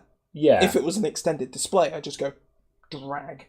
Yeah. Double click. Full screen. Ta-da. Yeah, that would be very nice. You if can't. You could do that. Yeah. You have to have I found that there is Steam VR video player, which basically plays the video and just goes and forces it to the display. Yeah. But I have to run a Steam app to do that. Yeah. Kind of thing. And it's just like, it's fine, but it's just like... that seems like a quality of life feature that they should have, is just to function even if it's something where you have to say, go into secondary display mode, and that might give you a slightly diminished experience, but there should be an option to say, just pretend you're a monitor. Yeah. And certainly on these ones, because they're physically plugged in with a DisplayPort cable. Yeah. I can understand like the Quest where it's a USB-C. Yeah. Yeah. So yeah. I don't know. I'm interested, but at the same time I'm not interested. Yeah. So I've not missed not having my headset. Yeah, that's fair enough. So, it is what it is. Yeah. And Game Pass seems great to me. I use Game Pass intermittently. So yeah. I think on a physiological, that's not the word, philosophical level, I don't know if Game Pass is good. Yeah, that's a complicated one. As a product, by me as a consumer, it's a fabulous product. Yeah. Right now, you can pay $10 a month and get access to a crazy number of games. Yeah. However, we can also start going into that discussion that if you have games as a service, you don't own any of your games, and you can't play any of your retro games anymore, and game preservation is an issue, and this is a very complicated discussion. Yeah. However, paying $10 and having access to a crap ton of high-end games, absolutely it's worth it. Absolutely. So kind of a double-edged sword, that one. Yeah. Then also, White Bear asked earlier on, what monitor am I rocking? I have Asus. Oh, I can see the box from here, actually. I have Asus Tough Gaming VG27A, 2 of at home, which is 1440p IPS, 165 hertz, and that is a very, very good combination. 1440p, 165 hertz IPS. That makes for a pair of those in front of you, and that's a great combination in my opinion. I like them a lot. But yeah, 3050, buy or pass. If it's less than £300 or $300, buy it. If it's more than £300 or $300, I can't say it's worth the money. Yeah. You buy secondhand 2060 because £300. Can you? I think so. I think £300 will get you 300. Oh, okay. Yeah. Oh wow. I think no. That's an idealized price. Yeah. Like if you jump on eBay, they cost more than that. But if you look at sold items, they pop up at that price at the low 300s. But that's the kind of area where you should be looking. But Yeah. I would not be. But regardless of how much other cards cost, you cannot justify more than £300 for something that has the performance of less than a 2060, in my opinion. Yeah. Wow. So, yeah. I don't know. But only 16 by 9. 16 by 10 is great, don't get me wrong. However, if 16 by 10 is a requirement for you, you're going to narrow your scope into a very, very small scope. You are restricted to the HP Z30, the Dell UP3017, and that's it. If you want 16 by 10... maybe BenQ's 30-incher as well, but that's it. If you want 16 by 10, you're buying a Dell Ultra Sharp. Also basically. The 2417U or whatever it is. Yeah. The 24-inch one, but that's it. You like 21 by 9? Oh, ultra wide. I don't like ultra wide, if I'm honest. I don't know how I feel about large monitors. I want to say I don't see the point, but then that's the thing is, I have to ask myself, I always run dual screens. So for me, ultra widescreen doesn't make sense unless it is offering me literally 2 times the width. Because I want to have a game on one screen and all of my chat windows on another. Whereas I suppose an ultra wide, if you just want the game and nothing else, then sure, ultra wide is great, I guess. But then on the flip side, when you're not in game, you've got... No, I don't know. Like for me, if I'm going for weird aspect ratios, I want to go taller. I want to go 16 by 10. Yeah. Yeah, if you like ultra wide, don't get me wrong. If you like it, you like it. There's nothing wrong with that. I don't understand the appeal myself. I don't think it's useful. I still need to test. 21 by 9 is like VR without VR. Yeah, because you got the peripheral vision. I can respect that. Yeah, I can respect that, but it's just not something I find useful. I'd rather just have 2 16 by 9s. The problem I have is I haven't seen any really good, like, 1080p-ish, 20-inch screens. Or, 16 by 10 equivalent. Yeah. To do 3 monitors with. Yeah. Because I think being at 24-inch is too big for 3 screens. Yeah. Because that's what I found with 3 of those. Yeah. And I think it'd be okay with like 20 inches. Yeah. But I don't know if that's a situation that I'd want, is 3 screens, because I ran it for a while at work and just found I basically never used like an entire screen's worth of screen split across the 3 screens. Well, that's just it. So I have to... Sometimes I have to work to use just my dual 1440p's, because when I've got... I have 3 columns on the right screen all the time. I have 2 Discord accounts and a browser, which is usually on Twitter or something like that. Or I might have YouTube, Twitter, Discord, and then on the left I have a full screen game. When I'm not in game, if I have a full screen browser on the left, I typically don't actually have it full screened. I have it on 2/3 of the screen, because when it's full screen, because I'm only about half a meter away from the screens, I suddenly find that content is over here and I'm having to look over to the left to see it over there. And if I'm having to move my head to see everything, that's work. And I don't say that in a millennial kind of way. I mean that in a sense of I want to see everything with my eyes. Otherwise, you've got too much space. So, that's not a hard limit. This is just observations. When I have to start moving my head, I start using that space less. So, I don't know. I definitely think 55-inch was too big. Yeah. Now, what are we, 9 months on? Yeah. 10 months on? I definitely think... Actually, is it? I can't remember. Must be longer than that. It's a year and 4 months, 5 months. Because you had it when we started doing the podcast, and we've had the podcast for a year, haven't we? Yeah. Going to 55 was too large. Yeah. For those of you who don't know, Caradog just uses a 55-inch TV as his main monitor. Yeah. I sit a full over a meter away from it. Yeah. To give context to that, my desk is 90 centimeters deep. Yeah. I have an obnoxiously large desk, which is the only reason why I think it's remotely functional. Yeah. I'm very, very, very interested in the 42-inch version that's coming out this year. Because that sounds about perfect for you to have one of on your counter as well. Because of how large the shop is, it won't look overbearing as a monitor either. Yeah. Yeah. And you'll also get to experience actual 1 millisecond refresh times. As opposed to fake monitors that are like 10. I have never seen OLED other than a phone, which doesn't really count, arguably. Yeah. I do want to actually look at OLED at some point, so that is of interest to me. Yeah. But yeah.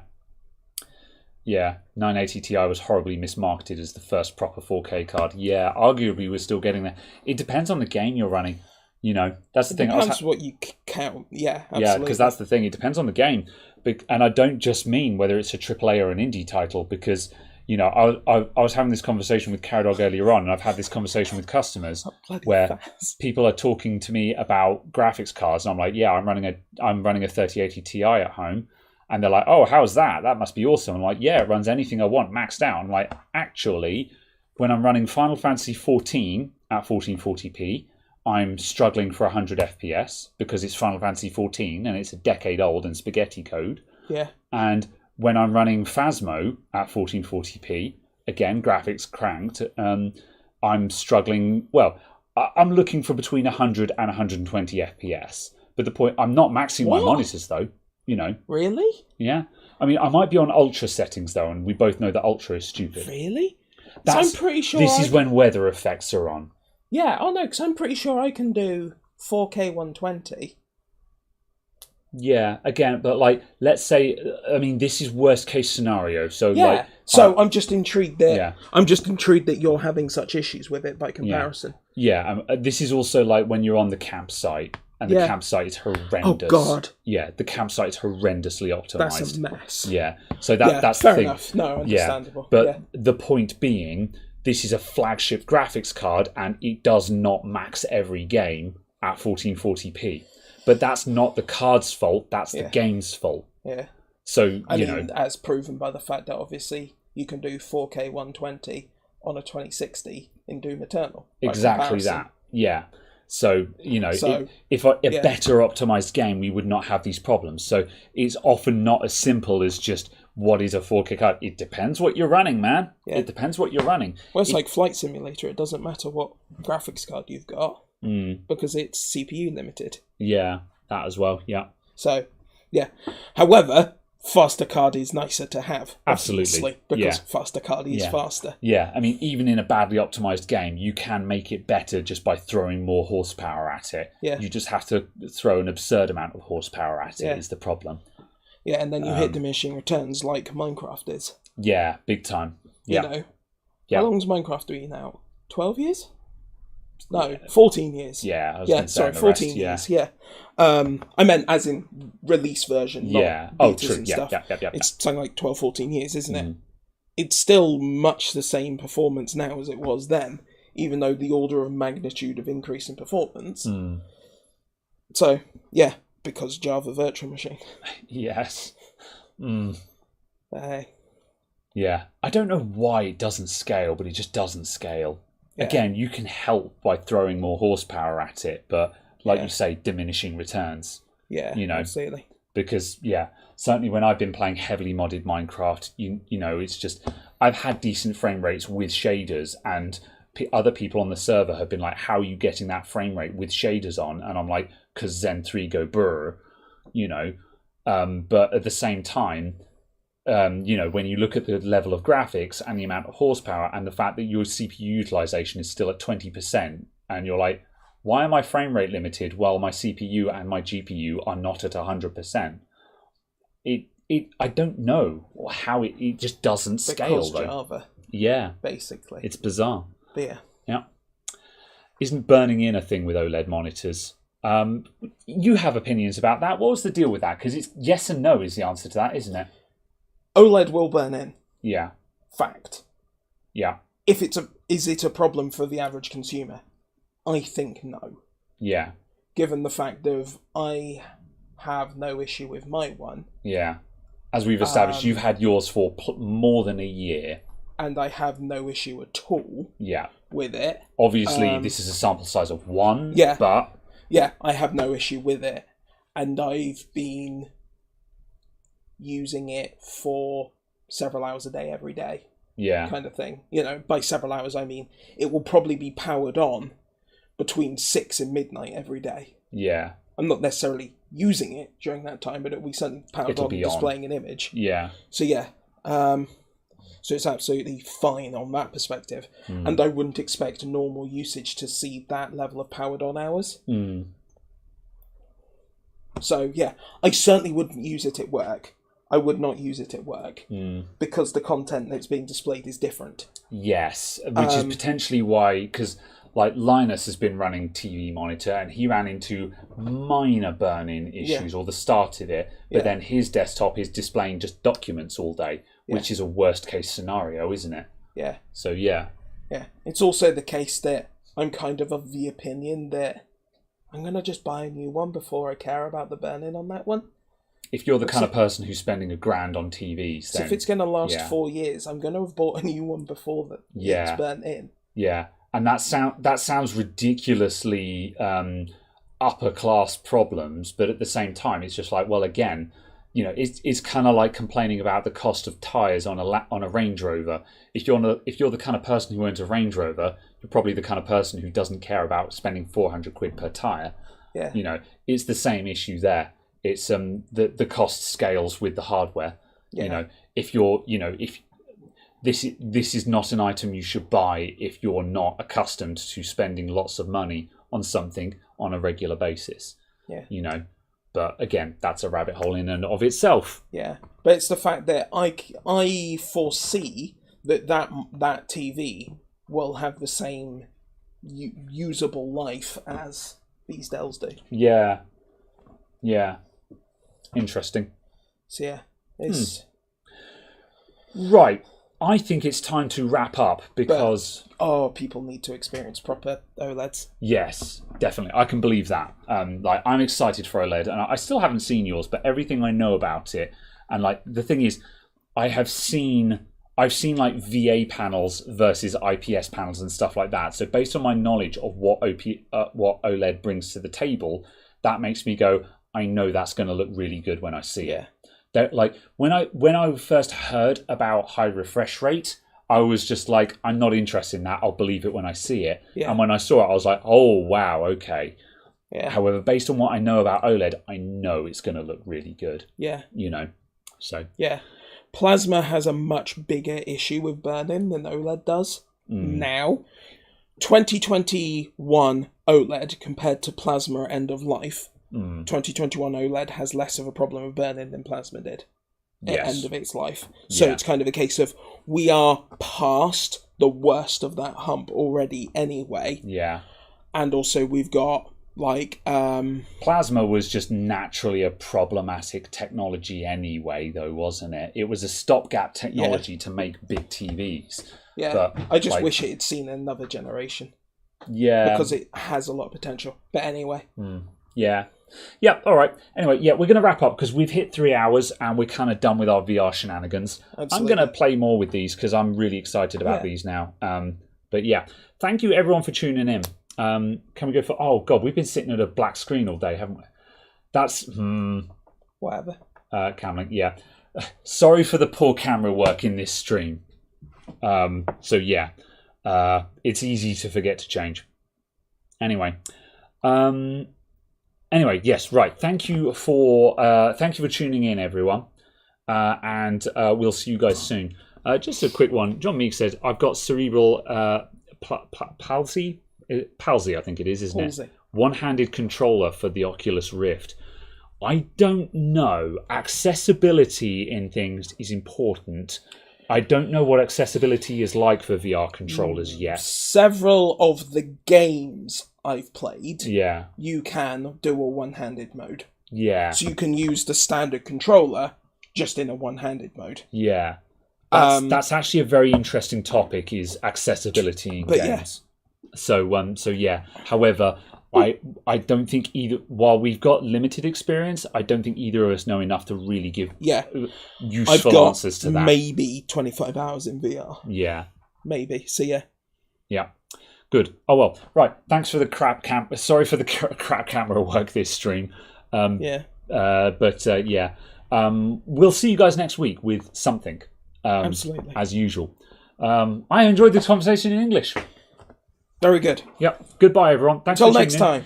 Thanks for the thanks for everyone for being here. Thanks for the super chats as well, and thanks for all your support as always. And we will see you next time. New video probably on Monday. I'm kind of getting onto a Monday release cycle because it means I can edit on the weekends instead of having to do it during the week.